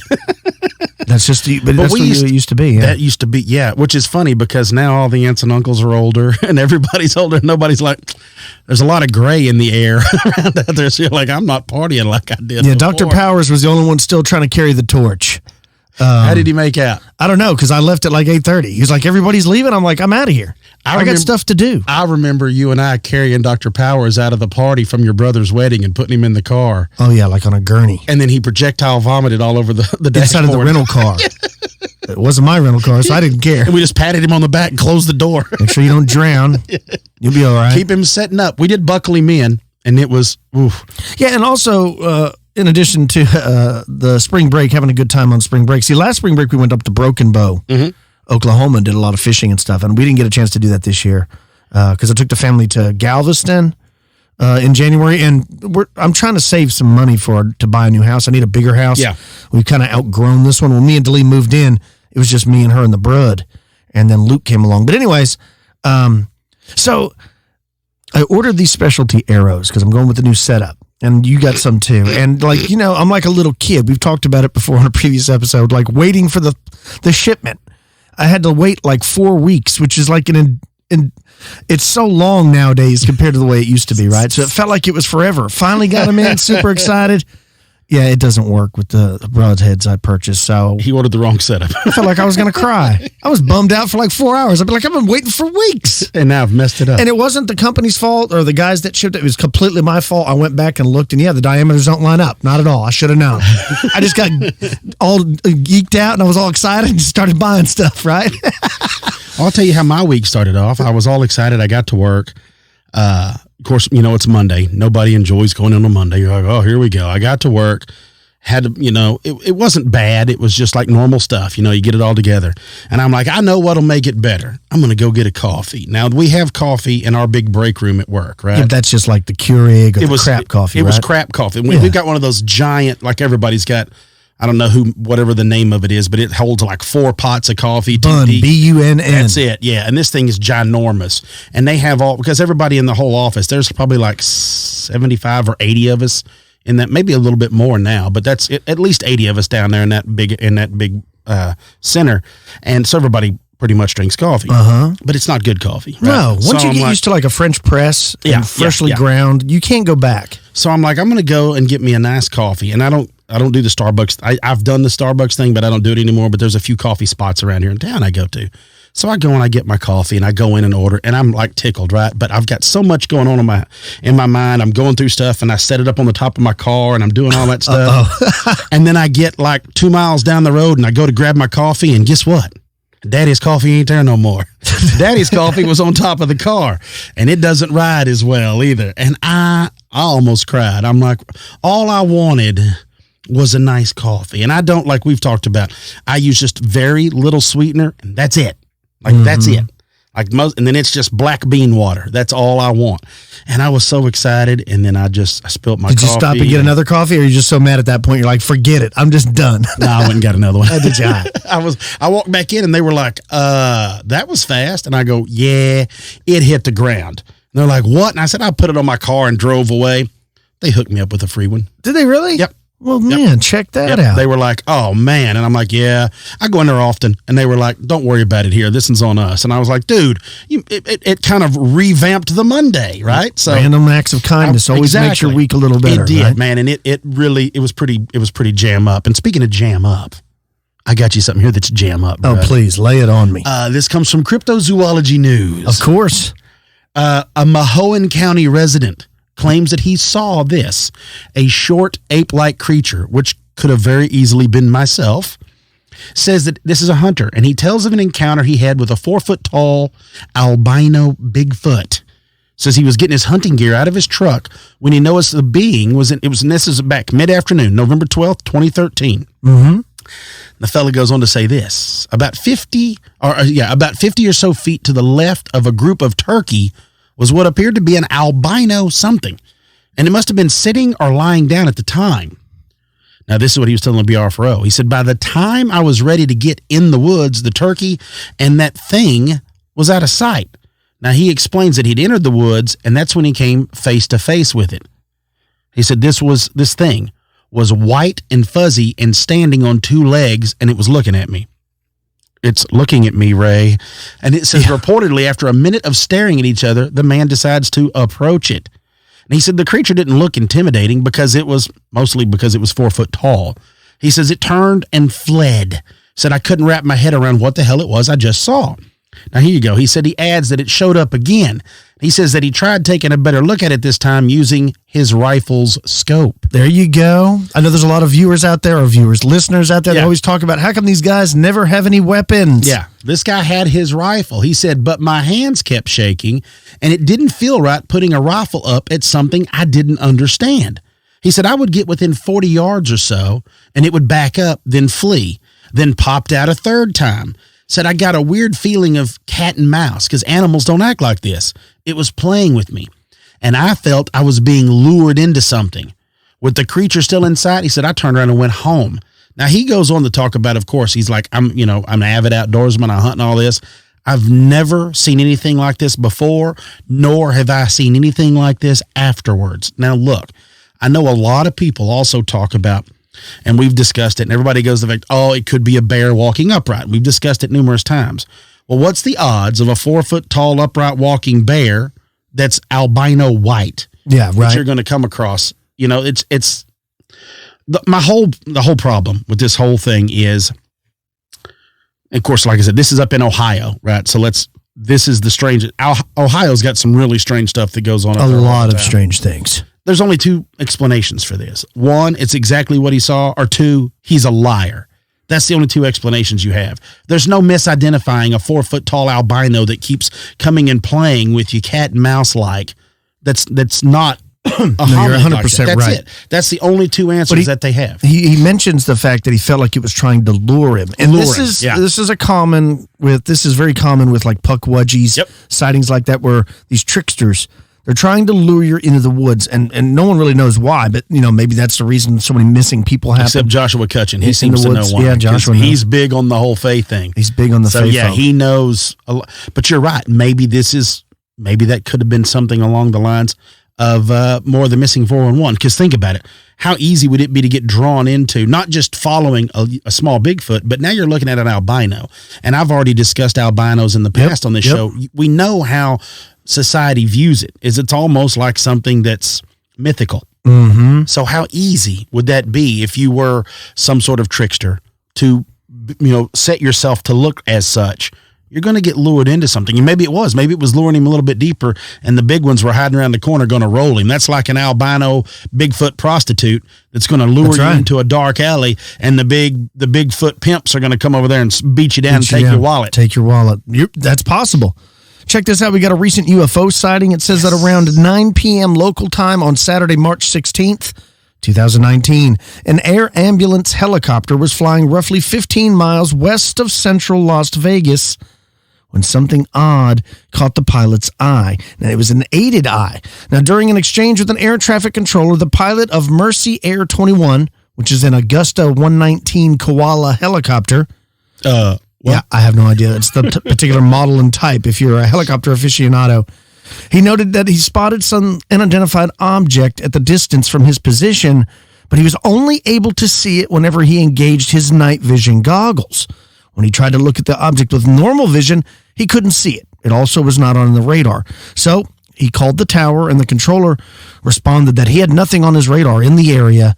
And when the pilot told the controller that he can only see it when he uses his night vision goggles, the control tower guys seemed to respond with amazement. I got a small clip here. Let's take a listen. Mercy Air 21, radar contact 15 to the west of Las Vegas. VOR, clear through Bravo airspace.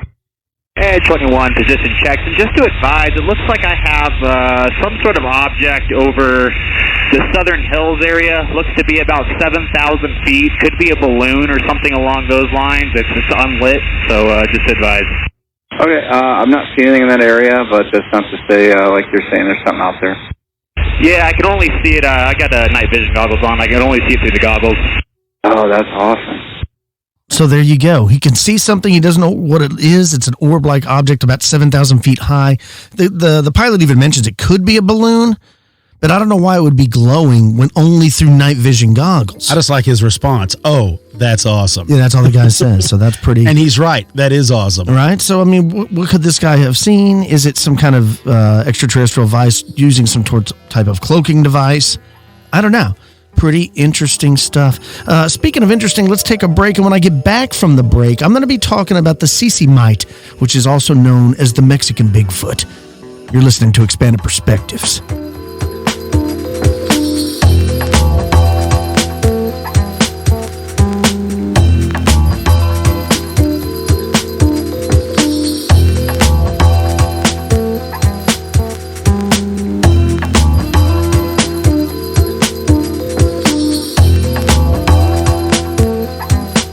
The world is full of stories of mysteries, of curiosities, of oddities.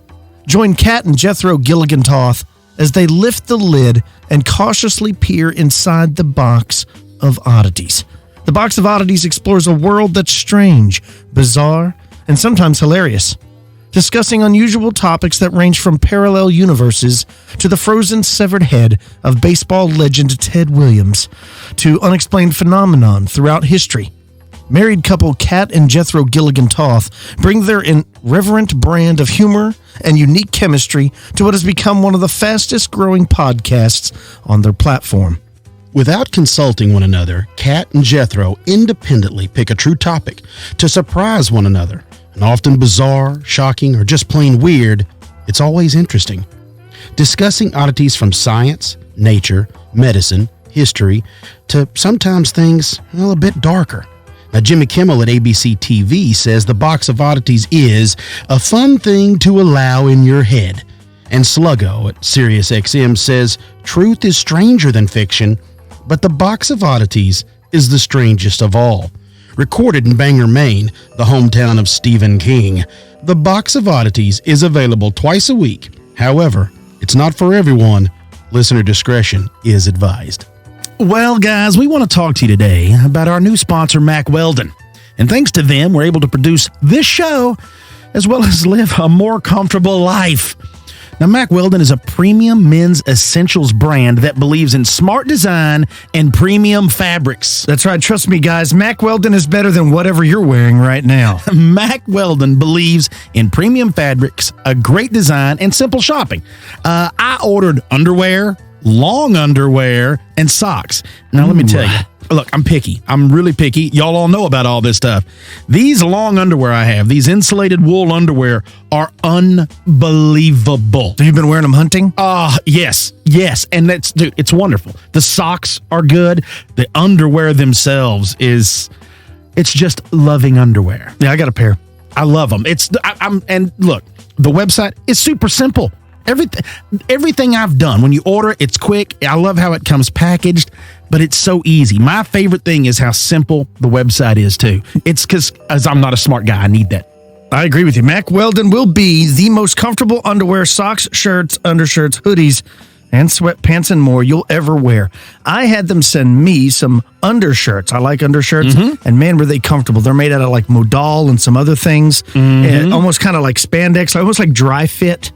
And man, I'm really picky because, and they look sharp. You can get cheap t-shirts or undershirts, know, for $6 or $7, but you can always feel the difference. I like high quality t-shirts. Yeah. I'm really picky no matter what it is.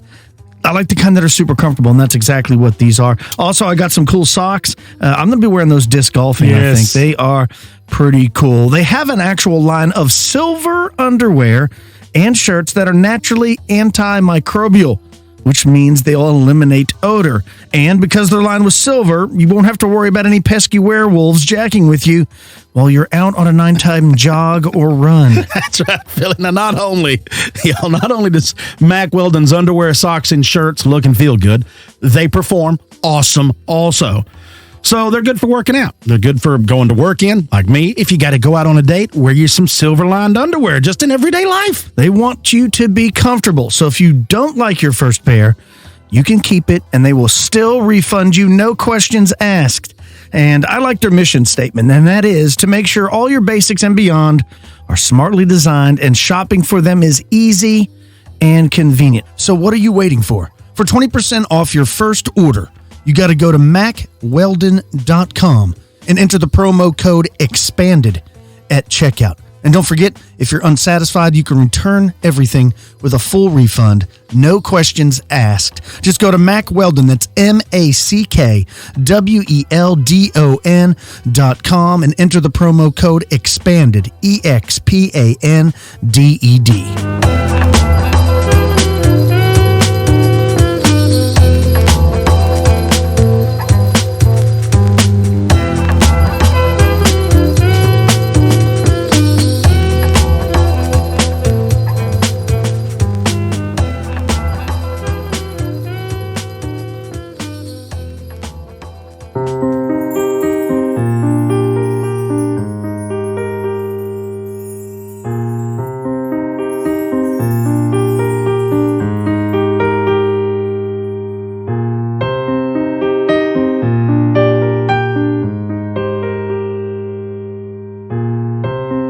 Sightings of large, hairy ape-like creatures, or wildmen, have come from all over the world.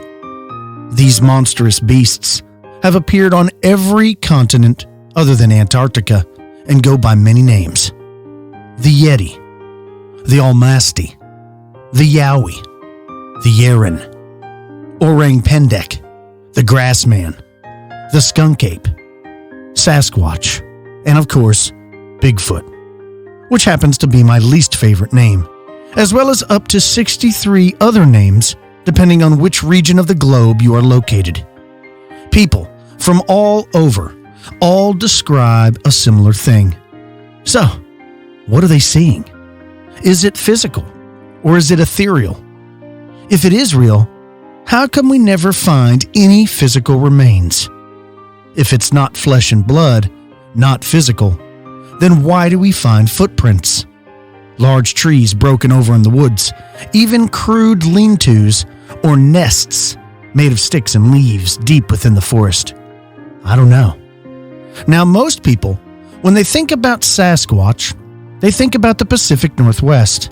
They definitely think of deep and dark forests, sometimes even swamps, but they don't usually think about the desert. But let me tell you, there have been a lot of sightings of a hairy hominid in the desert regions of the world. And on today's show, I'm going to be talking about some of these encounters in the deserts of Southern California and northern Mexico. Let's start at the beginning. One of the earliest known sightings in this particular area of the world took place in San Diego County, California, in an area known as the Borrego Badlands, or the Borrego Sink. This is, as you can imagine, a very lonely place. A large patch of wasteland, of uninhabitable desert. A vast sprawl of dry canyons, deep crevasses, caves, and arroyos. The last place you would ever think that a large hairy monster would live. Yet, there are sightings of something wild, something hairy, and very aggressive that has been spotted in this area for centuries. When the Spanish missionaries first came to San Diego in 1769, they heard numerous stories from the local natives of the region of what were roughly translated as hairy devils, which were foul-smelling, man-like beasts that were avoided at all costs and which lived along the Santa Ana River. The natives referred to the home of the creatures as Tawas Puki, or the camp of the devil, and warned every outsider to stay well away from these creatures. Apparently, this was not just rumors. In fact, in the mid-1800s, an area just west of the Anza Borrego Desert State Park, called Dead Man's Hole, became an important stop-off point for various stagecoach lines crisscrossing the harsh, unrelenting desert landscape. In the year 1876, sightings began to come in of a hairy, man-like beast that was stalking the area, with the first such account being from a stagecoach passenger who claimed to have seen one of the creatures staring at them from behind some brush. Not long after this report, there was a series of strange deaths in the vicinity, the victims typically looking as if they had been killed and torn apart by some very large predator. This was naturally blamed on the many sightings of the wild hairy devils that had been seen in the area. An actual report was published in the San Diego Union, a local newspaper, in April of 1876 about a local prospector named Turner Helm. Now, according to the report, Helm was out in the desert near Dead Man's Hole on the Warner Ranch when he encountered a large, hairy creature. Helm described the man-like monster as being completely covered in hair, with very dark fur like that of a bear. It was large and frightening, with the face that resembled a human, but not quite. Something different. He first saw this creature as it was perched on top of a large boulder, and as he approached the thing, it stood up. He said in his own words, it was covered all over with coarse black hair, seemingly 2 or 3 inches long, like the hair of a bear. His beard and the hair of his head were long and thick. He was a man of medium size and had rather fine features, not at all like those of an Indian, but more like an American or Spaniard. Now, Mr. Helm and his friend tried to speak with the thing. They called out to it in English and Spanish and even some local Native American, but got no response. The beast just stared at them and then began to walk towards them, only backing off when the 2 frightened prospectors pulled out their rifles and aimed at it. That's not all, folks. There was another report in an entirely different newspaper, this time the San Diego Transcript. In March of 1888, the paper told of an incredible story of 2 hunters, a guy named Mr. Charles Cox and a guy named Mr. Edward Dean, who took it upon themselves to find and kill the beast that was responsible for a bunch of unsolved murders near, you guessed it, Dead Man's Hole. The 2 armed men went out into the desert in the area where several sightings had recently taken place, and it didn't take too long before they found what they were looking for. This is how they described the creature. Its legs were long, and they were used with such ease and facility in climbing over the rocks and logs that on second thought, the animal appeared more like an immense gorilla. Its hair was dark brown, and it was at least 6 feet in height. The front legs, from their use, resembled arms, and the beast moved almost uprightly, like a man or a monkey. Its body was quite round and covered with extremely long hair and entirely devoid of any tail. The arms and the hands of the beast greatly resembled those of a human being, and the facial features, unmistakably Indian in character. But the teeth were plainly those of a carnivorous animal. Now, Mr. Cox and Dean claimed that they both opened fire on the hulking hairy beast and reportedly killed it. The carcass was estimated as weighing around 400 pounds, and the 2 men quickly decided that it was most likely the perpetrator of all the grisly attacks that had plagued the region. They apparently went about trying to have it shipped off to San Diego to be examined and put on display, but, conveniently, the corpse would end up going missing. There were even more sightings from this area of the world. The creature was dubbed the moniker the Borrego Sandman, and would continue to be sighted in the area and grew in popularity. Soon, people from all over the world claimed to have seen the monster here and there, and it became hard to determine which sightings were genuine and which ones were just conjured up to frighten small children. Again, in 1939, a local shop owner claimed that he had been out camping near the Borrego Sink when he had been surrounded by a pack of large, ape-like creatures with silver hair all over their bodies and large, glowing red eyes. The menacing beasts reportedly circled the camp for some time, but were frightened by the campfire and eventually slinked back off into the desert night. As time went on, sightings of this creature would ramp up, and other times they would die back down. There were years that went by that had a lot of activity, and then there were patches of years where nothing at all was seen. No activity at all. In 1964, this was a particularly busy year. There were several sightings of the Borrego Sandman. Reports of large rocks being thrown, ranchers reported missing and mutilated cattle, and even strange tracks were seen in the area. In fact, a Marine by the name of Victor Stoniau was out hiking in the area, just enjoying the nice weather, when he spotted some very unusual tracks in the desert sand. Now, he claimed that the footprints were quite large, 14 inches long and about 8.5 inches wide. Most interestingly, he claimed that whatever made the tracks had only 3 toes. In 1968, another man named Harold Lancaster was out prospecting when he reportedly spotted one of the hairy creatures. He told the local newspapers, "I saw a man walking in the desert. The figure came closer. I thought it was another prospector. Then I picked up my binoculars and saw the strangest sight in my life. It was a real giant ape man.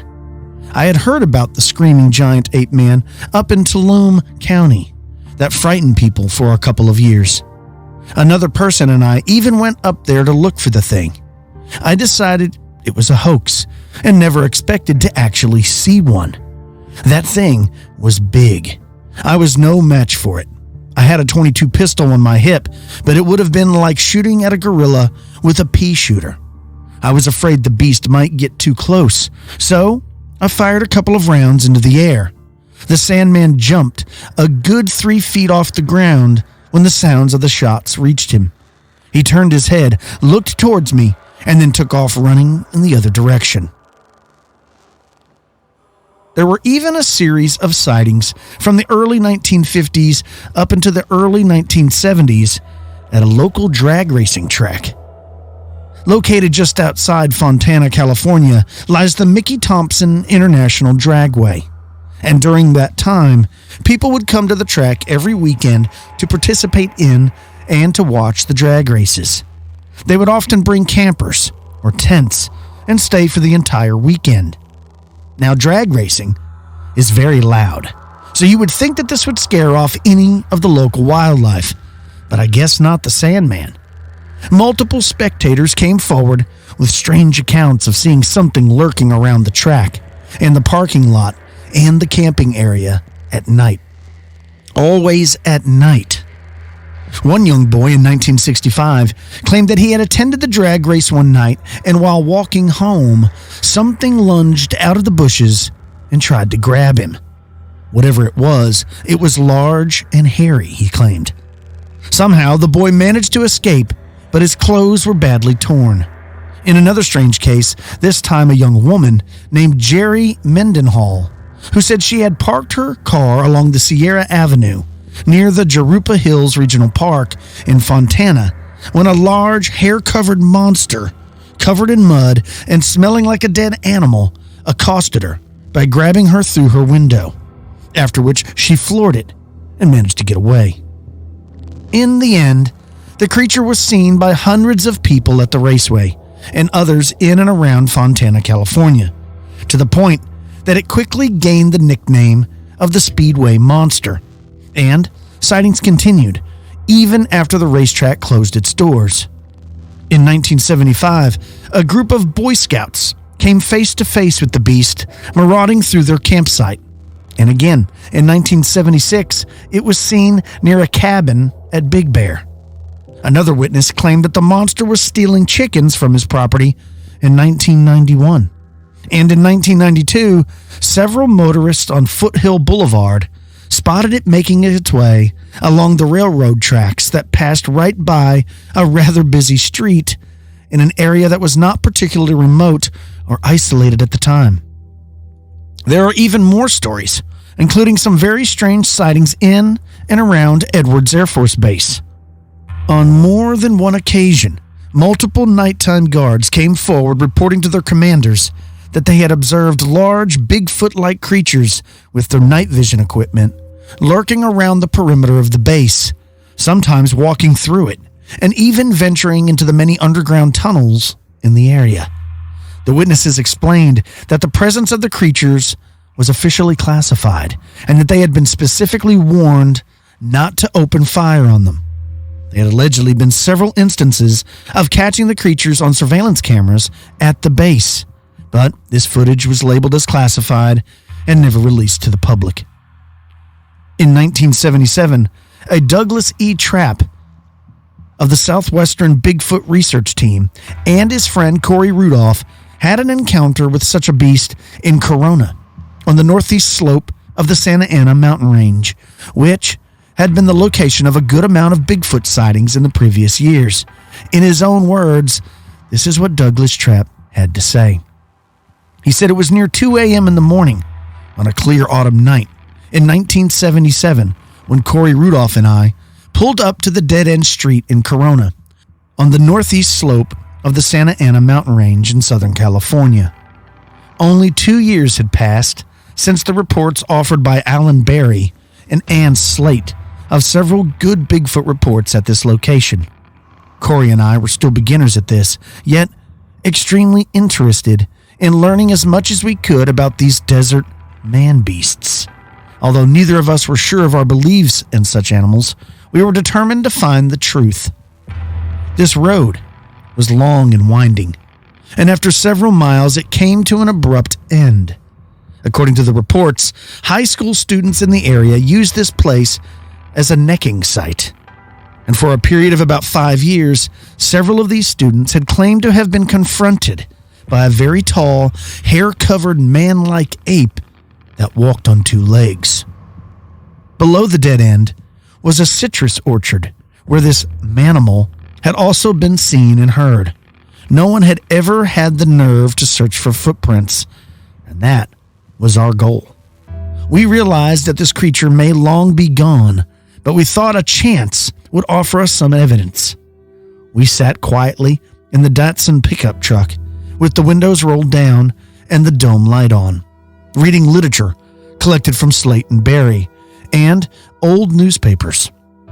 Suddenly, the hair on our necks arose, and a loud crashing noise was heard coming from below us in the orchard. We were frozen with awe as this thing lumbered through the trees with great force, breaking and snapping limbs with its girth. As we listened, we estimated that this animal was very large and very fast. It could be a deer, we first thought. Then came the loud grunt and a low moan of something that definitely was not a deer. Corey looked at me, turned the ignition key, put it in first, and popped the clutch. We almost did a wheelie in the little truck, and neither of us looked back. The reports we had read indicated that this previously seen monster might be dangerous and aggressive. It had, on more than one occasion, approached necking teenagers and rocked their vehicles. Neither of us were willing to let this thing rock our truck. The fear was real, almost instinctive, like there was some sort of inherent warning. The reports we read had mentioned similar feelings by prior witnesses. We never returned to that site, but continued to engross ourselves with investigating Sasquatch reports throughout Southern California. Now, he goes on to say that during the period from 1977 to 1980, Corey and I interviewed about 20 credible eyewitnesses in Southern California. Most of these reports were from desert regions surrounding Los Angeles, from the Bakersfield area to as far south as San Diego. From these accounts, we were able to develop a profile of these man-beasts of the desert, as illustrated in some of our reports. This compilation describes the average desert Sasquatch in appearance and behavior, of which the latter appears to be somewhat unique in comparison to Sasquatch profiles from other areas of North America.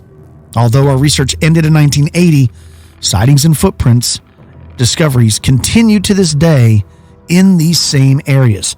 And the general description is this: very tall, 10 to 12 feet high, covered with short dark hair, except the ape-like face, a conical-shaped head, very broad shoulders, a slim waist, long legs, arms reaching the knees, ape-like hands, no opposable thumb, palms and base of feet hairless, very large, 18 to 24 inches long, with 5 and sometimes 3 toes.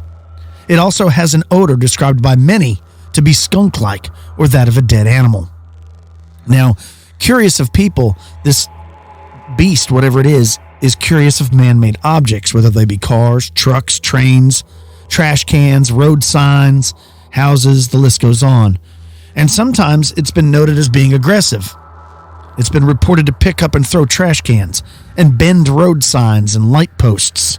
Reported to rock occupants' vehicles and pound on hoods, sometimes leaving handprints on windows. This thing shows its teeth in an aggressive manner. It runs at occupied vehicles and sometimes gives chase to retreating vehicles. Apparently, this thing is fearless of man. It's been reported several times picking up hot sticks from campfires and throwing them into the air. It's been reported as stealing fish hung out to dry by Native Americans, and it's been reported as to killing or chasing dogs on more than one occasion. This thing, whatever it is strictly nocturnal. It's usually only witnessed at night, usually around midnight or even later. This thing walks mainly on rocks or on pavement, apparently to hide its tracks, according to some. It can walk up boulders with ease and without the use of hands.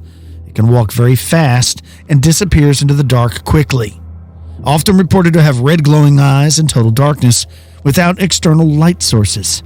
Sometimes they are seen in groups of 3 or 4 in open desert areas from a distance by military personnel, and apparently they are nomadic, although certain individuals have repeatedly been seen in the same vicinity by different eyewitnesses over long periods of time.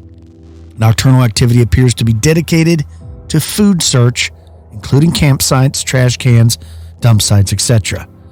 In Hemet, we actually saw and cast 18-inch long footprints left by what we believe was a Sasquatch just 2 nights before our arrival in 1979.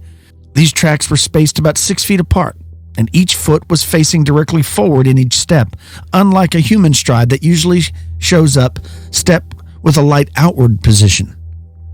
There were 17 tracks that ran along the edge of a dirt road that had been muddy on the night of the incident. The distance from the first to the last of the 17 tracks was 101 feet. These tracks indicated a 3-toed creature, although this may have been caused by the weight shift in the mud, making the actual number of toes indiscernible. We camped out at this location on several occasions but had no Sasquatch encounters. The reports claimed that this animal returned approximately 2 weeks after Danny Perez and I made our first weekend visit, but the ground was too dry to leave any tracks. One notable point, in all of these cases we investigated, was that the reportees' dogs often cowered under tables and beds whenever these creatures were nearby. A couple of the eyewitnesses had multiple encounters that only occurred upon investigating what their dogs were cowering from. Looking out the window, a Sasquatch would be seen either standing or walking within close proximity. Several witnesses said they found their trash cans moved around or dumped after the sighting. One Sasquatch in Palmdale bent a street sign with its weight. Now, sightings in this area have continued up until this very day. In and around the area, what is known now as the Anza Borrego Desert State Park. Sightings have also happened south of California, down deep into Mexico. Mexico actually has a long history of its very own ape-like creature that has been seen since Incan and Mayan times, known as the Olmec ape or the Sisamite. There have even been ancient figurines dating back 2,000 years of a large ape-like creature that have been found in Aztec ruins.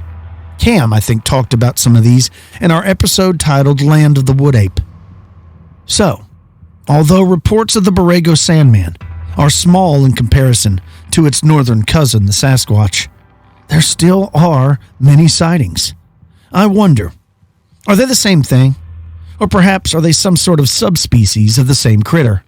Again, why do so many people see them? Why are they a part of almost every culture? And why can't we ever find any physical remains? Are they real? Or is it simply hoaxes or misidentification? Certainly some of the reports probably are.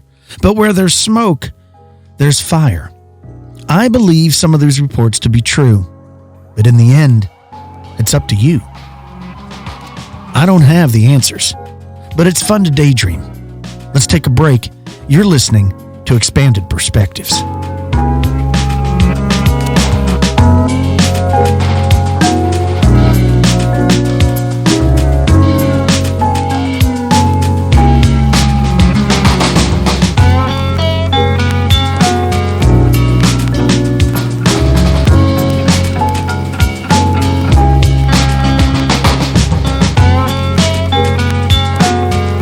Adapted from Deborah Harkness's best-selling All Souls trilogy, A Discovery of Witches is a modern-day love story set in a world where witches, vampires, and demons secretly live and work alongside humans, hidden in plain sight.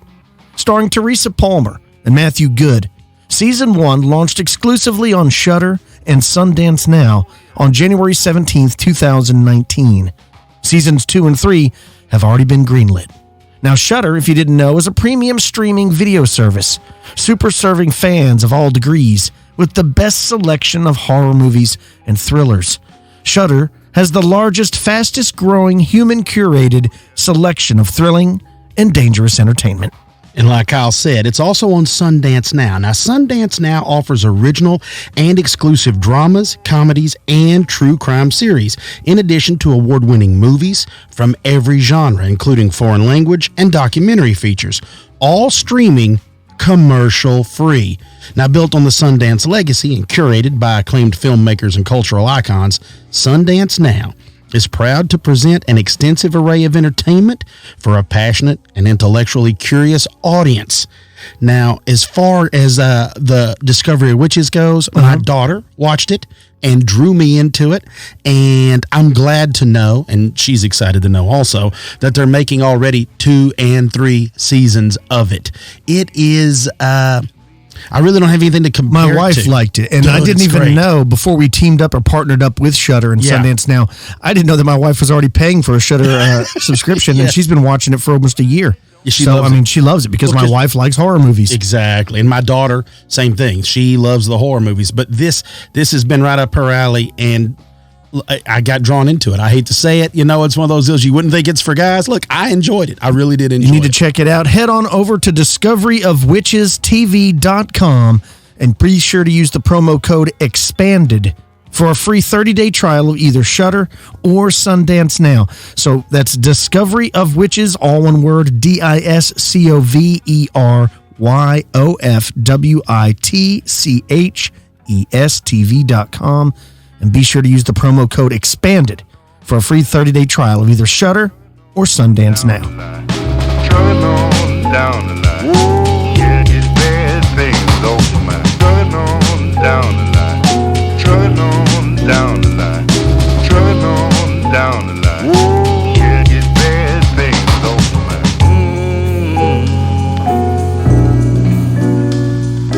Oh, yeah.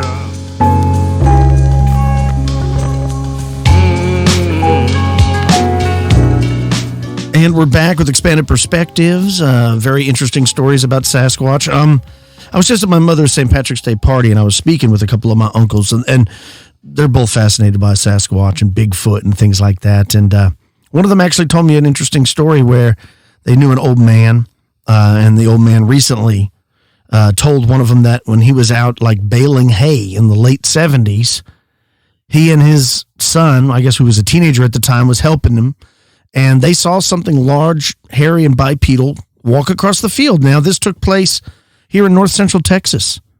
And the old man, you know, because they were a different generation, he didn't report anything. He didn't tell anybody down at the feed store or at church or anywhere else, the VFW or anything. Or if he did, he told my uncle he didn't. Yeah. But once again, how many of these sightings happen all the time by normal people and they're just never talked about? How many people never even tell their close family members? Like, they never tell anybody. I think there's a bunch. I think so, right? I really do. I really believe out of all the ones that we get reported, and we say this all the time, I think there's a lot more that go unreported. I think people nowadays are more likely to report it than they were the older generation. Well, I mean, you know what I mean? When I just get the impression that, like, if you're like World War II age, that generation that you were told to keep your mouth shut. It's none of your business. Keep your mouth shut. Yeah, but I can't even go that far because you and I have friends that we've grown up with that have told us strange things that have happened to them that they don't report and don't talk about. Yeah, I know. I just don't know. I still don't think it's a common thing. I think to report an experience or a sighting of anything, I believe is the uncommon. I don't believe it's just, even though there's a freedom of this information and it's a lot easier to go online and report it, I still don't believe that it gets done as much as we like to believe it does. I think that there is a lot more people that they just see it and they may tell a few friends and then that's as far as it goes. And once again, this is another part of the world where this is being seen. So it's not like it's only been seen in British Columbia, Washington State, whatever people are seeing, Bigfoot, Sasquatch, skunk ape, whatever name you want to give it. Mm-hmm. Why are there people all over the world all seeing something very similar, yet we have no physical remains? To me, it cannot be something physical. It has to be something that's able to travel between universes, parallel dimensions, or it's like a spirit. It's not physical because it would have to be something found. It's just improbable to me that many people, like what's always the joke they always say that Bigfoot's like, he's the king of hide and go seek. Yeah, the reigning world champion of hide and seek. They just found another dinosaur in Australia. Yeah. How come no one can find the remains of this if it's real? But why are so many people seeing it? I don't know. That's the question. That is the $10 million question. Well, and that is why are there no remains? Because I can't explain like you and I talk about every time. It's at least once a week. I flip-flop. I do too. I go from the fact that it's real to the fact that it's not real. I don't know. That's what makes me that's what I think, like we've always said before, I don't want them to find it. I like that still that mystery. Yeah, the magic's over, right? Yeah, because I hate the idea, and like you and I have discussed this, and I've told all of you listeners before too, I hate the idea of us being born at this time when we were born too late to explore the world, but too soon to explore the universe. I've started watching a show and I finished it all. It's on Amazon Prime and it used to be on Sci-Fi. It's called The Expanse. Uh-huh. And it's, it's all about, like going from here to the moon or here to Mars and all this stuff. And it's one of those things that you're kind of like, I understand. I kind of get drawn into those because that's the exploration of what it used to be like for sailors. Is they used to go and explore all these other worlds, and it was like that. You sailed the ocean like you would go through space to get there because there's nothing, and one mistake and you're dead. So the space is, was much like that. So that exploration, and it's one of those deals like I want that. I like to hold on to these stories and these sightings, and I love that because it still kind of keeps the mystical, weird, magic part of our world. I like that. And it could be silly, and it is a silly thing for me to hold on to, but I personally enjoy that part. You. Yeah. What was the new Netflix series that Kev shouted at us about? Love, Death, and Robots. I watched about 4 episodes. Good stuff, isn't it? Pretty cool. You should check it out. They're little shorts. Like some of them are only 10 minutes long. I like them. The boys like the one about the shapeshifters. And the one about the ice box. You'll have to check it out. Something you don't need to check out if you want a movie review is on HBO this last weekend or sometime during the last week during spring break. I watched a movie called Geostorm with Gerard Butler. Oh, how was it? Was it amazing? Don't watch it, folks. It's the worst. I mean, it's terrible. It's terrible. It's the worst, huh? It was garbage. I mean, there was things happening in the movie that basically the plot is stupid. The special effects are just ridiculous. Okay, so like there's these satellites that cover the entire globe and they stop. Get ready, folks. Hurricanes. Spoiler alert. Yeah, this folks. is all. I'm spoiling a movie that you shouldn't watch. I'm doing you a favor. The premise that all these satellites can stop hurricanes and stop tornadoes and stop tsunamis, but then somebody in the government takes over and they're going to use it and they activate all these at the same time, causing a geostorm, right? But there's like ridiculous stuff happening, like lightning, like uncontrollable lightning, which shows the lightning bolt strike a football stadium and the whole stadium explodes. I'm like, don't they have lightning rods on them? That's why? Was the football stadium filled with helium? I mean, hydrogen or something? I'm like, why did it blow up? It's just a lightning bolt strike a car and the car blows up. I'm like, don't they tell you to hide in your car? It's grounded, right? Yeah. Wow. That's just the beginning. And then the acting, world-class acting. Here we go. How did Gerard Butler used to be like so good in movies and now so bad? Whoa. Pump the brakes on that, bro. I wouldn't use the words so good. Okay, you might be all right. I mean, come on. It just seemed like he had better I mean, the acting. And what was the just other? because you liked the 300 doesn't mean that he was a great actor. You're talking about with that's not even really his real body. Yeah, I thought they all got in shape for that, didn't they? I think I read where he was like pretty much all CGI. They would have to CGI me. I'd have to be wearing a big giant green suit. I'd look like a green M&M running around in there. And what was the other one I watched with my wife? Something with Ben Affleck on Netflix. Gosh darn it! Triple Frontier. That's it. Another. Do yourself a favor, folks. I did the same thing. I'm gonna go ahead and help you out. Find something else to do before you click on that. Like, I don't know, watch paint dry. I don't know, trim your toenails. Yeah. Like pretty much anything. I don't know, hit yourself in the face with a hammer. I mean, pretty much anything. Because I was all excited for Pedro Pascal. Because I really like that dude since Narcos. I really like him and all that, right? And I was all pumped. And I start watching this and I'm like, this is it? This is what I'm waiting around for? Yeah, like I was expecting Ben Affleck to be the lead, but even the filmers knew that he was doing a poor job and had him killed off pretty early. So, I mean, it was not very good. Yeah, folks.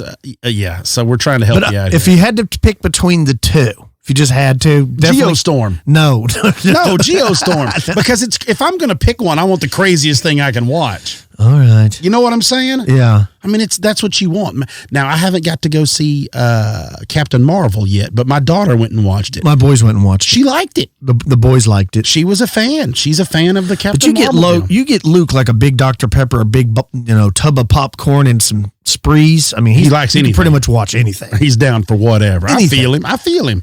And apparently there's a new Godzilla movie coming out. So he's already losing his mind on that. And what was the other movie he was telling me about? I don't know. We'll think about it some other time. Yeah, we're going to have to go check those out. I've got a huge long list of documentaries people have been sending me to watch. That's what I love the most when we do these, start talking about movies and shows, is all the people that respond with other movies and shows. I'm like, I didn't even know this existed. Some people send me links to documentaries just off like YouTube. Because YouTube is so big that if you didn't know about it, how would you know? It'd have to be something related to that for it to pop up. So people will send me these documentaries. Never even heard of him. And then I'll watch them and be like, dude, you know what? That was really good. I'm going to start a whole new podcast, and it's going to be called Shark Watch, because apparently all of you listeners are sick, twisted individuals, and we get these emails, and Miriam will forward them directly to my phone of all these links of different crazy shark stuff going on around the world. And my phone is physically heavier from all these shark attack links and dead sharks and seeing sharks underwater and catching sharks and all, like Sharkorama. That's what it is. I have Sharknado on my phone. That's the way it's going. They like to haunt me with those things. That's crazy. And it works. It works. Yeah. Yeah. I'm still not getting in the salt water. Still out. If you have any documentaries or movies that you think me and Cam need to check out, be sure to email us at expandedperspectives@yahoo.com. You can also forward us stories or sightings of your own, or you can call the show 817-945-3828. Don't forget about Expanded Perspectives Elite. There's extra content over there every month, as well as access to the entire back catalog. There's like 250 episodes over there. Signing up is easy. You just got to go to the website, expandedperspectives.com. Click on the Elite tab. It's $5 a month. Cam, what do you got planned for the rest of your week? Anything special? No, I don't believe so. I don't think I've got anything crazy going on this week. My great niece's birthday party is Sunday, so that's the only thing that I know that is set in stone that I have to have planned. Outside of that, I'm flexible. I'm seeing what's up. I hear you, man. We're stuck in the Ides of March. Till next time, folks, be careful. I'm Kyle Filson. He's Cam Hale. Peace, y'all.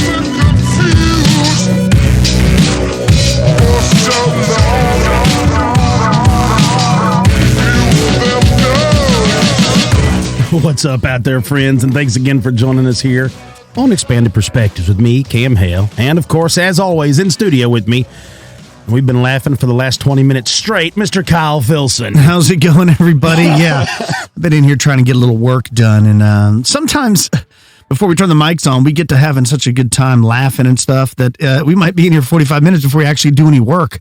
That's exactly what just happened. Yeah, we were doing an ad for Parcast.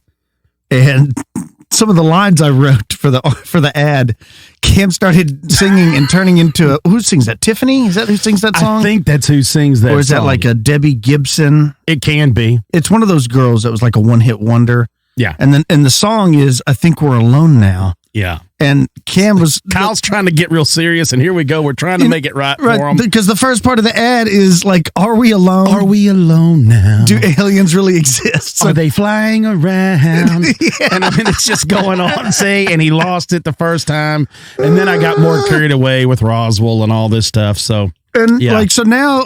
It's like one of those TV shows where you see them trying to film somebody trying to do something. Now it's stuck in my head. So every time I see the words, all I can think of is, are we alone now? Do aliens really exist? Are they probing around? Yeah. Yeah, and it's that kind of stuff gets stuck in your head. Yeah, it took like 15 takes to finally get it. My head hurts. My face hurts from laughing. My ears actually start because of lack of blood, they start hurting because of laughing too hard. Like my temples, and I've been slamming Topo Chico in here, getting wild. Oh, man. So how's everybody been? Hope you've been wonderful. We're having a great week so far. Like we said on the past Elite show, it was chilly. It's still chilly. We love it. But I'm ready for it to get a little bit so we can get outside, get a little bit weather, better in our favor stuff so we can get outside and do some more things. But yeah, we've had some really interesting emails from all of you. Thank you so much to all of you that have sent it, all the messages. Also notice that I'm really glad you like some of the funny Bigfoot stuff that's been posted on Instagram. We are doing... I think I'm going to do some more photos and stuff to put up on Instagram of like crazy stuff when we were photoshopping and things like that. We've also got a few emails to where we are going out in the next couple of, I would say in the next 45 days or so. Not far from us, there was a few alleged hominid sightings, so we may actually drive out, walk around, look around, take some pictures, see what we can do. We got a game camera. We may throw a game camera up on a trail. That'd just be to cool. See we should take our GoPros and do some actual video too. Yeah, we'll go out there, monkey around and whatnot, and see. No pun intended. Go out there and wood ape around, see what we can scare up, what we can find out. But nothing else will be fun. Now, this is a location that had some activity on it a couple years ago. Yes. Now, I don't remember if we actually talked about the incident, or if we mentioned that we were going to, and then just never got around to it. I don't remember. But there's been not only strange footprints, strange sounds, but there's actually the disappearance of a few animals. Yes. In a very bizarre way. So like well, I don't know if you want to get into it, but I'll tell you I'll get real fast. The person that took us out there harvested a large boar, a large male hog that was out there. Feral hog. Not like a farm pig. No. This is one of those big nasty ones. Shot it with a 7mm Magnum rifle, large caliber deer rifle, and smoked it. Smoked it. Well, he gets up there on it, and he's like, I'm not doing anything with this pig. I'm not going to eat this pig. I'm not going to, because they're not they're not recognized as game animals in the state of Texas. They're more of a nuisance. So he's like, I'm not messing with him. I wanted him out. It's just a lone boar. When the boars get so big, of course, they're solo, so they don't do anything with them, and they get pretty rank. Yeah, they're not really good eating. You can, but it's hit or miss. It's a 50-50 coin toss how they're going to turn out. So he hooks onto this pig with his four-wheeler and drags this thing, probably a half mile or better, right, in the far back area of their property in this big gully, this big wash back here. Leaves it. Well, a few days later, some friend, a family member that's on this hunting area with them says, hey, I want to see this pig. Calls him up, says, hey, where's it at? He tells the family member where the pig is. He drives to see the pig. The family member calls, says, hey, look, the pig ain't there. And he's like, well, it's got to be there because it's dead. And he's like, no. He's like, well, maybe something got it. And he's like, no, man, what I'm telling you is I'm not seeing anything. Like, this pig has vanished. So the person that shot the pig goes back, returns to the place, excuse me, returns to where he left the pig. And said pig is vanished like smoke, like ash in the air. There is no sign on the ground. And the reason I can say all this is because Kyle and I went there. Yeah. There is no sign of predation. There was no hair. There was no blood. There was no tracks. It literally looked like something picked this pig up and walked off with it, or floated the pig away. Like there's no footprints. There's nothing. There's no tracks. Now, if coyotes would have gotten into it, there would be sign everywhere. A predator eats it, and we may have talked about this before on the show. Vultures, buzzards. Yeah, there's always They sign. don't remove it. A predator doesn't remove what they're eating as a scavenging animal. They don't carry it off. They eat what's sitting right there. And from the time the animal was shot to the time me and Cam went there was like 3 days.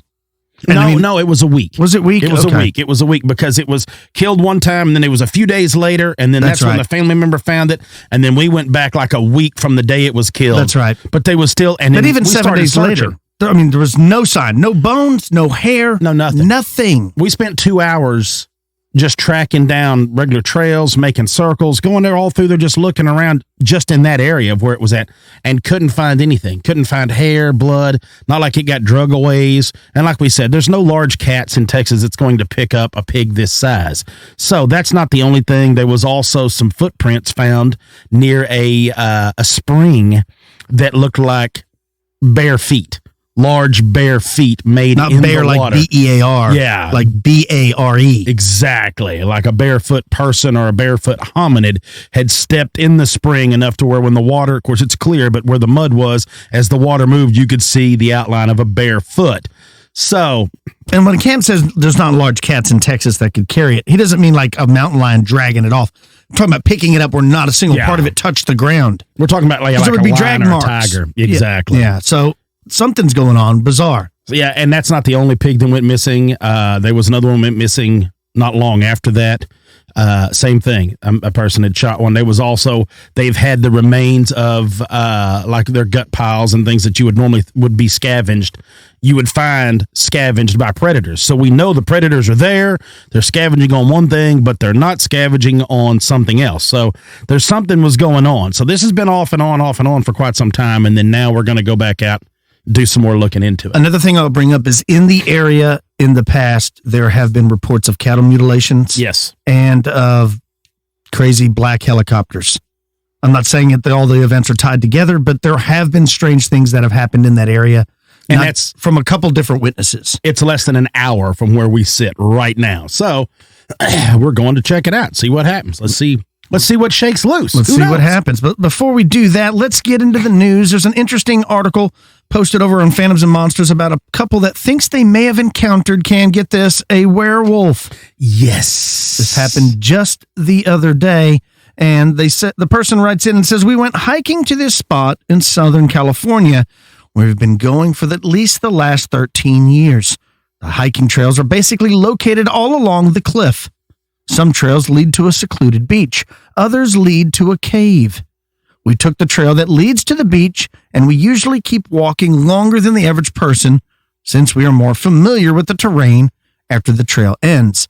Now, around 4:30 p.m., we decided to hike back up the trail while watching the beautiful sunset. At the same time, the moon was rising on the opposite direction. The moon was huge, probably one of the biggest moons I've ever seen.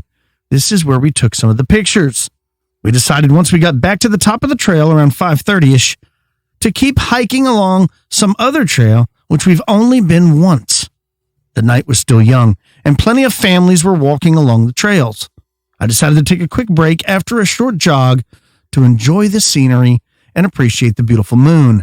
At this time, my husband and son were pretty far from me, and all I could see was their silhouette. The night was now upon us, and the fog from the Pacific Ocean was making its way up the cliff into the hiking trails. My husband and son decided to turn back and meet me because it was getting darker. My son began to run past us. At this point, my husband looks towards his direction and sees this black silhouette of a tall person standing about 9 meters from my son. As soon as this thing notices that my husband is looking at it, it got on all fours and took off like an animal. He yells for my son to come back. He then tells me what he saw and says something is running across the trail. I'm scared of dogs, so the first thing I thought was a stray dog was running loose. He said, no, It's much bigger than a dog, almost like the size of a bear, but it had the silhouette of a man standing in the middle of the trail, and it took off on all fours as soon as I looked at it. He said this thing was darker than the dark around us. At this point, we were freaking out. We were hugging each other close, not knowing what to expect next. We basically were in the middle of a trail we've only been on once, with lousy phone service. We looked around, and the trail was completely empty with no one to be seen. We were basically the only ones there. That trail went from being packed with people to now just the three of us being the only ones there within minutes, which made everything even more terrifying. So we decided to suck it up and walk back to our car, which meant we had to pass by where my husband saw this thing on the trail. My husband said that he thought he saw this humanoid run down the trail, but once we got to that spot where he saw it, the trail turned right, but the figure went left. And to the left was a fence and a bunch of tall bushes, making it impossible for something to go that way. Whatever it was would have had to have jumped the fence to keep going the way it went. We never saw or heard it jump the fence, and better yet, we didn't even hear its footsteps or anything moving in the bushes. My husband said that it must have just disappeared. Now, we managed to keep walking along the trail while holding his phone flashlight, pointed at the fence and bushes where he saw it go. All I had was my water bottle, and I was ready to use it as a weapon. All we could hope for at this time was to see other people along the trail. Then, we finally saw these lights coming from a motorbike towards the end of the trail. The person was going into the trail as we were relieved to begin heading out and into the parking lot. When we finally got to the parking lot, it went from 50 cars to only 2 cars left. There was this couple outside taking pictures. At this point, even the person on the motorbike, I guess, changed his mind, turned around and came back to the parking lot and then left. As we made our way back to our car, I kind of joked with my husband how he might have just seen a werewolf. He was still in shock and didn't say no, but I think he was still trying to process what he saw. My son said he had saw something crawling around, and that's when my husband called to him to come back towards us. He was really scared that night and refused to sleep by himself. We all slept in the same room. My son said he felt like it was following us the whole time home. I hope not. Today we ended up watching this segment on the news by accident while having dinner, and we heard that today is a super blood wolf moon. Now, I'm 90% convinced we saw a werewolf.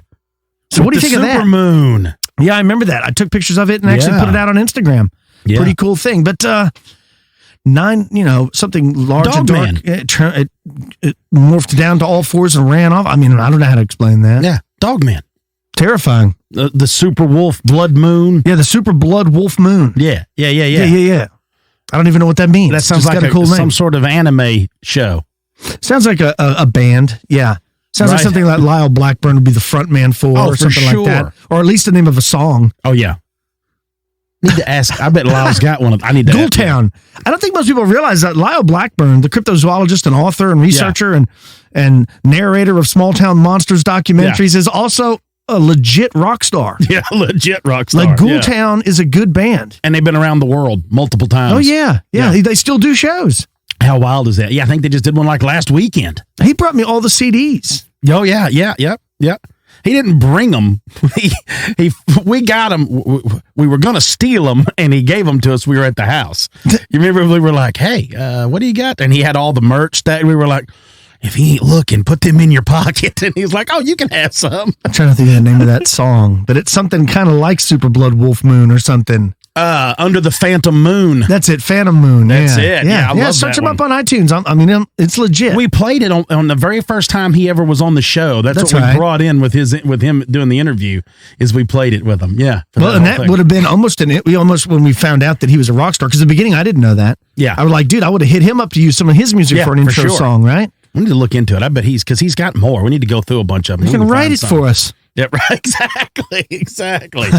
Well, this jumped out at me. This is from Phantoms and Monsters, and this jumped out at me instantly, and I found another one that links to it too because of what I'm going to be talking about today. But this was a sighting that Lon got called on January 27th of this year. He said he received this this would have been 2:07 Central Time, but it was on Sunday afternoon. about a Bigfoot that was spotted and photographed near Trinity, Texas, from a fella named that he's calling SB. Now, for those of you unaware, that Trinity, Texas is northeast of Houston, so it's right near the Davy Crockett National Forest. And so we're getting over in that area of where there was a ton of sightings of large hairy hominids in the East Texas area. But this is what Lon talks about here. He says this, that SB stated that he and a companion were at a local pond scouting for a future hunting location. Says that the area is well known for upland game. The area around the pond is very marshy with a thick mesquite stand surrounding the opposite side. And he goes on to say that as the pair of hunters walked towards the pond, SB noticed movement in the trees.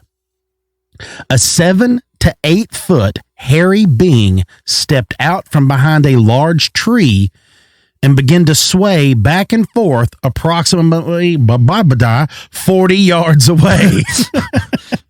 Now it says here that the being seemed to be taunting the observers, though there was no sound. Now SB said that it had a very broad body and that the hair color blended in with the mesquite trees. Says that he and his companion realized that they didn't have their phones with them, so they immediately went back to their truck. And while in the truck, SB searched Google in order to make a report and then contacted me. He told me that he had seen the Bigfoot only 20 minutes earlier and that they were going to go back towards the woods. And I asked him to stay in contact. He says approximately 10 minutes later, SB called back and stated that they had gotten within 30 paces, because he later stepped off the distance, of said Bigfoot. And he was very excited and said that his companion had gone further into the woods to try to get a photograph. 15 minutes later, I received the unretouched photo, and he's got it posted. If you go to Phantoms and Monsters and look this up, you'll see the picture. It says that SB called and said that this was the clearest photo that they could obtain at a distance of 50 yards or so.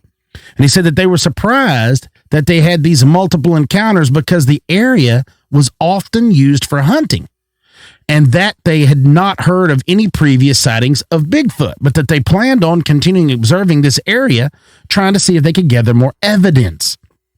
So Lon was reached out to a dude that just saw it, went back, and then went back out and looked again. So I did a little digging around, and I got on woodape.org, which the wood ape and the non-whack and all, that's our buddy Mike Mays.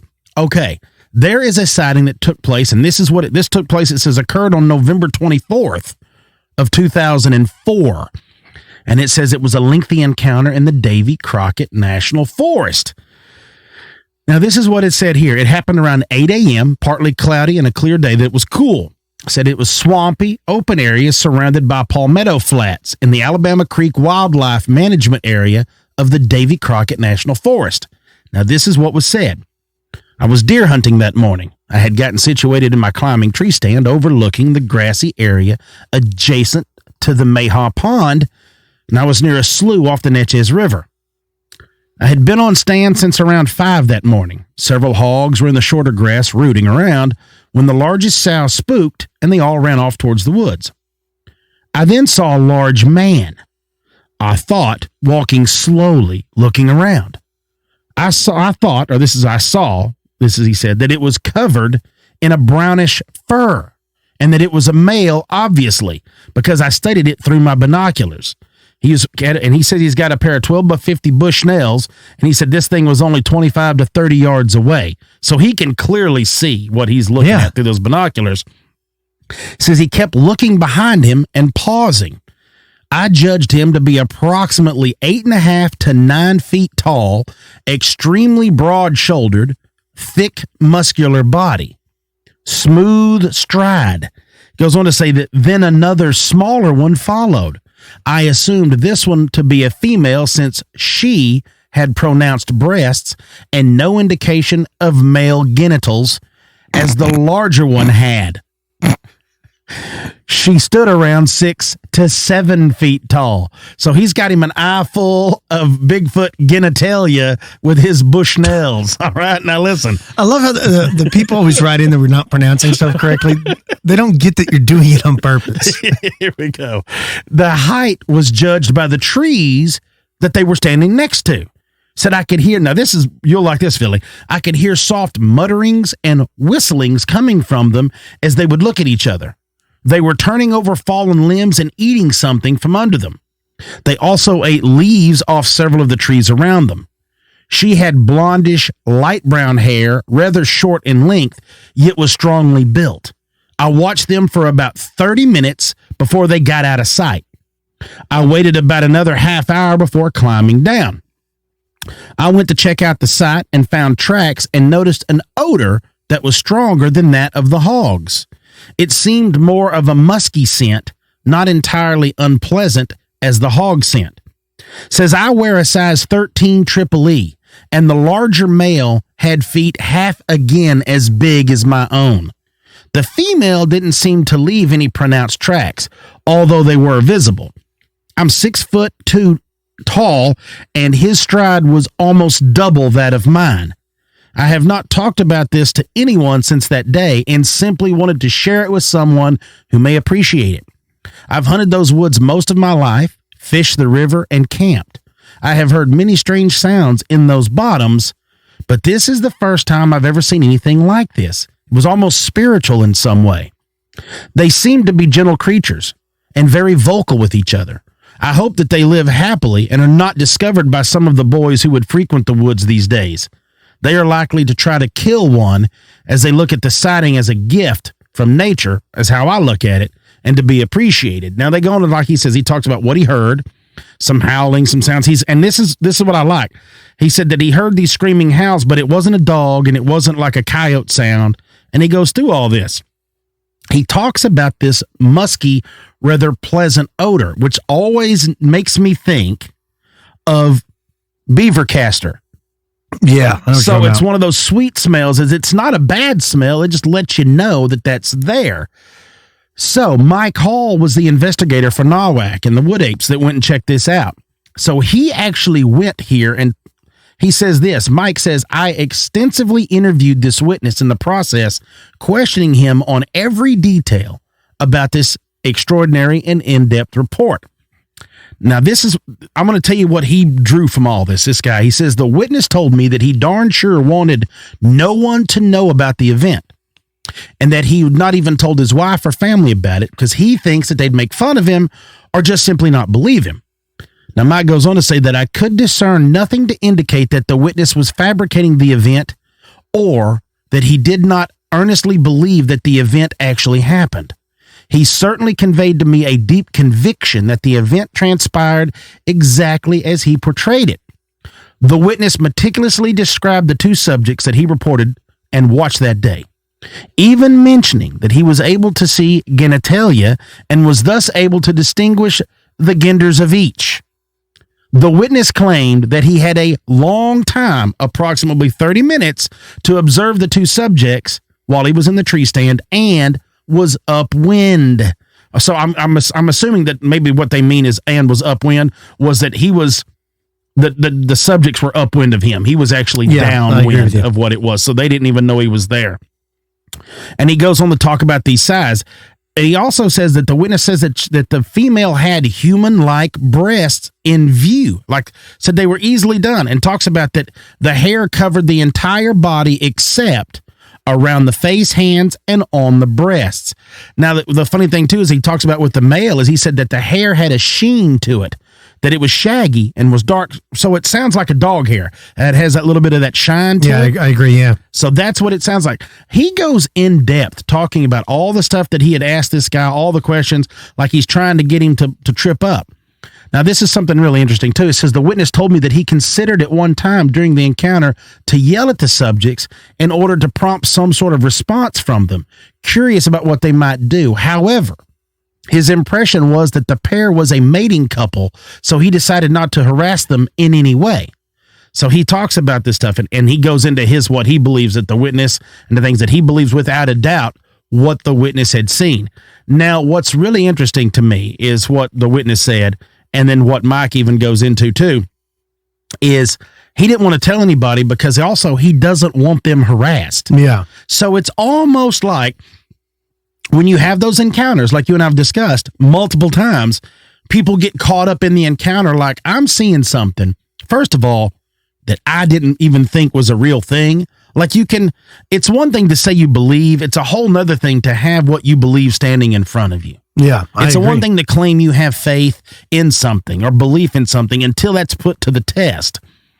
And when you have this in front of you put to the test, it's a whole different feeling that you don't even know how to. I mean, it's almost like you go into shock. It's like the first time anybody ever sees, if you've never walked up or found the dead body, it's not something but it's the first time that ever happens. If you've ever been involved in that, you're like, the first time was like, this is really strange. This is an odd thing. It's almost along those lines. The guy sees the first one, 30 yards is not far. That's not far at all. So he's watching it through his binoculars. So at least he took the time to draw in every detail of everything, which goes back into lots of hunters are that way. They're very detail oriented in the sounds, the smells, the movement, the tracks. He's trying to take in everything without really realizing what he had done. And the fact that he goes on to say that he'd been hunting in this area since he was 18 years old. And it's the first time he'd seen anything like this. Yeah, right. It's stories like that for whatever reason, they seem to hold more weight to me because I'm like, this is a guy that he knows what he's looking at. Yeah, yeah. He's not a city slicker. No, He's been in this area. He's familiar with it. This is almost like his backyard. This is places that he spends a ton of time and has the same as we got with the Glimmerman stories, which we've got a bunch more of those to share. Things like that where people have been in the woods. And even if you hike or you camp or you fish, just in the outdoors in these areas all the time, when you have something like this happens, you can those people have a little bit more than just driving down the road and seeing it. Like you see one, you don't know what you've seen. I get that. But when you got a guy that has this kind of interaction with it and he's like, dude, I don't know what I saw, but I'm not telling anybody. Right. Because I don't want, like he even was telling Mike, he's like, they know where it's at. He gives it exactly where it was at, but he's like, because he tells where he was on the other side of this little pond, all this stuff. So they know where the area is. Right.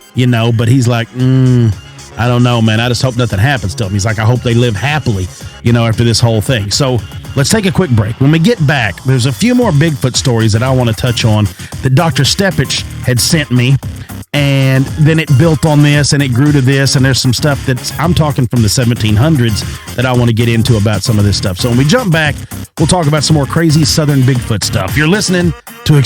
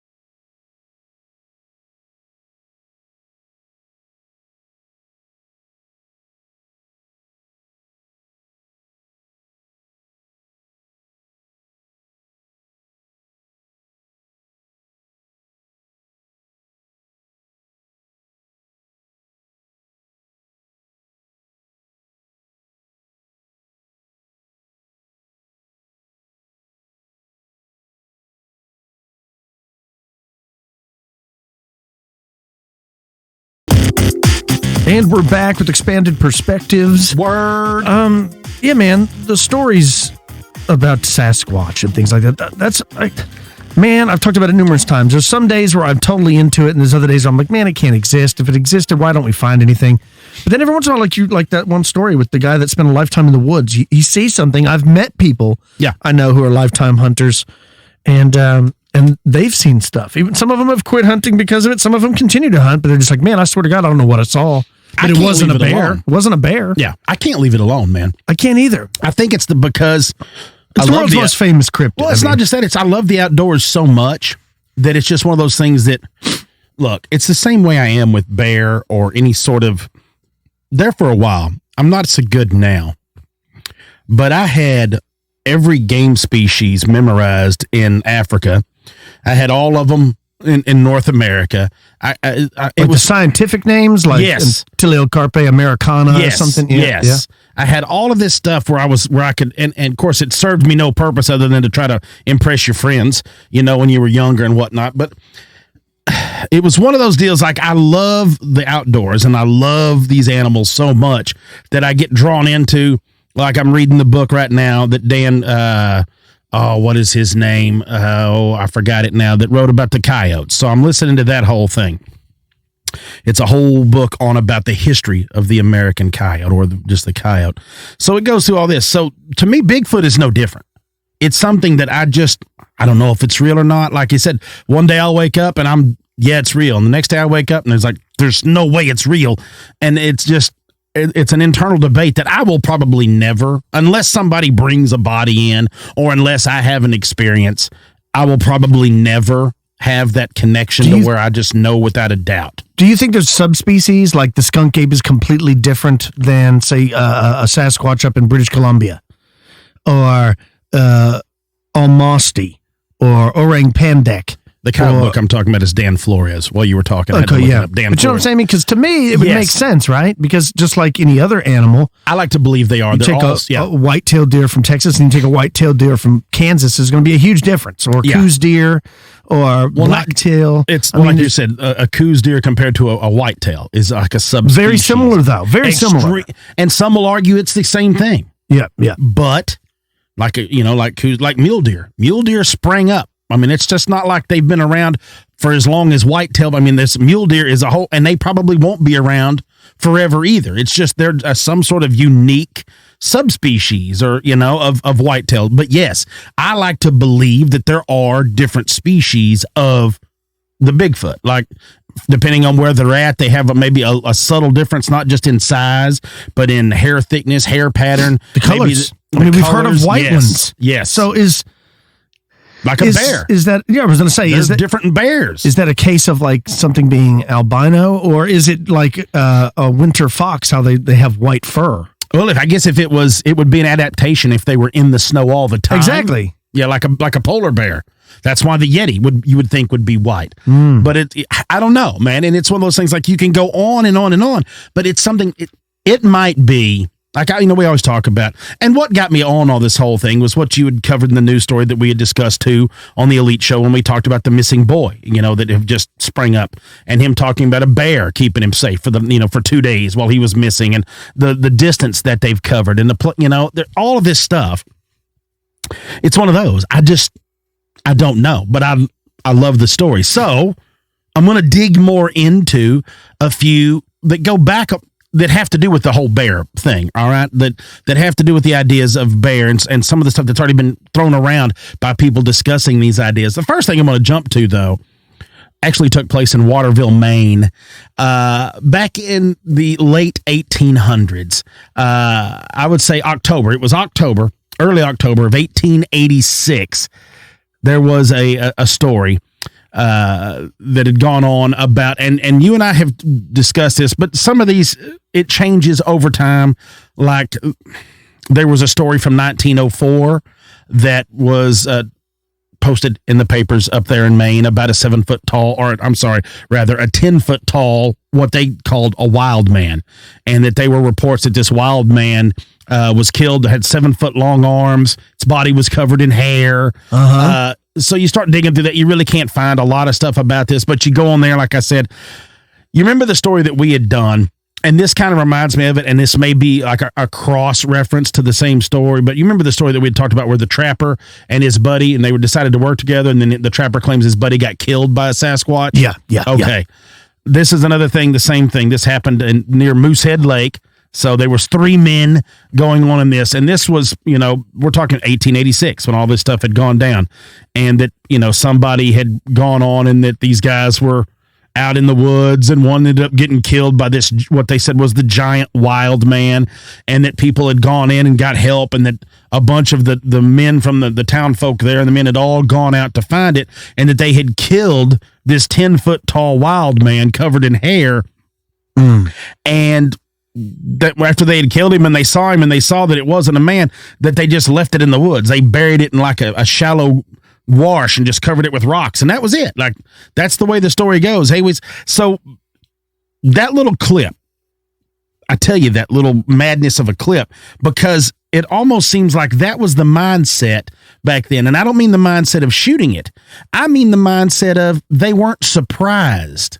Like, as today, if somebody had been accosted in the woods, first of all, you always called the law. You always involve the professionals. You don't just get a bunch of your buddies and grab your guns and just frontier justice, charge out into the woods. Although, granted, there's some times that might be deemed necessary. You don't do it. If someone was to kill a 10-foot tall hominid with 7-foot long arms covered in hair, I believe you would be throwing it in the back of your truck and bringing it to town where you could say, like, look what we found. Yeah. Because it's first of all, it's Bigfoot. It's what we've all wanted to see. It's something that we're all into. But back then, this wasn't a thing. This wasn't a thing where there were photographs. This wasn't a thing like, let's bring it in and prop it up. It feels to me like it was something that was almost accepted. It was almost like, yeah, we know they're out there. Now, it could have easily been a bear, or it could have easily just been a guy and they made up the story that that's what they killed and it was just some dude. It could have easily been a Native American that they killed, that they wrongfully killed, and they just left out there and covered it up to hide the whole thing, and that was just a story, and that was that. Maybe they didn't kill anything, and it's some dudes got drunk at a bar and told this story. I don't know. But either way you look at it, it seems like nobody was shocked when they came in there, and nobody's like, wait, you killed a 10-foot tall monkey? Yeah. Like, what? And I also wonder how many people in 1886 knew what a monkey looked like. That's a good point. You know what I mean? Like, how many even knew what that was? So I'm like, if you were to tell me that you had killed a 10-foot tall monkey, Philly, and hid it out here, I'd be like, well, get in the truck because we're going to get it. I need to witness this myself. So you jump forward. Mr. Alton Higgins had written a story about Sonoran Sasquatch. Now, this goes back to a German Jesuit, I guess, priest here that actually lived among the Pima Indians, they say here, from 1756 to 1767. And it's Father Pfefferkorn, all right? Say that again. Pfefferkorn. Okay. Ignaz Pfefferkorn. Now, when I see Father Pfefferkorn, I think of Wendy Peppercorn from The Sandlot. Right? Just like, because it was Squints, he was making out with her, right? Yeah. So Father Pfefferkorn was born in 1725. So this tells you how far it goes back. And Alton writes about this. Says that following the expulsion of his order from Spanish dominions, that he had penned a book. And this book was called The Descripción de la Provincia de Sonora. And it was published in German in 1795. Later was translated into Spanish and then into English. The reason I tell you is because some of the reports he gave is what people go back to, that his experiences and his close observation with the people of this native tribe, and that he lived in this area, that he listened to all the different peoples that they came in contact with and the people that lived in the provinces that he was in. And so he also gathered reports and letters from other missionaries out there that he knew. So it was, each missionary is almost like was stationed with the Native Americans trying to, whether you like it or not, he was trying to force Christianity on people that didn't need it. Right. All right. They were fine without our intervention. Leave that. That's a whole nother can of worms that I have strong opinions against. So anyhow, you have a man that was there witnessing these people, taking their stories, and then listening to other people, right? Mm-hmm. And the others that were involved in this. And so he was viewed as an extremely reliable and credible observer at this time. And there's even historians today that widely cite his writings and his observations.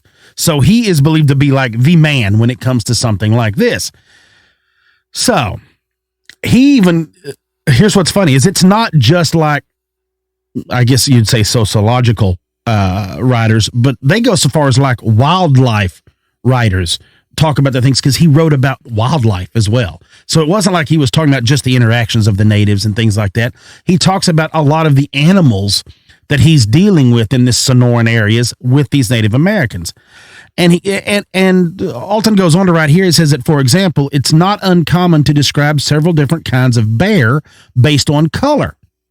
And in his discussion of the animals of Sonora, Pfefferkorn wrote this: of the Sonoran bear, some have black hair, others dark gray, and the smallest number are a reddish color.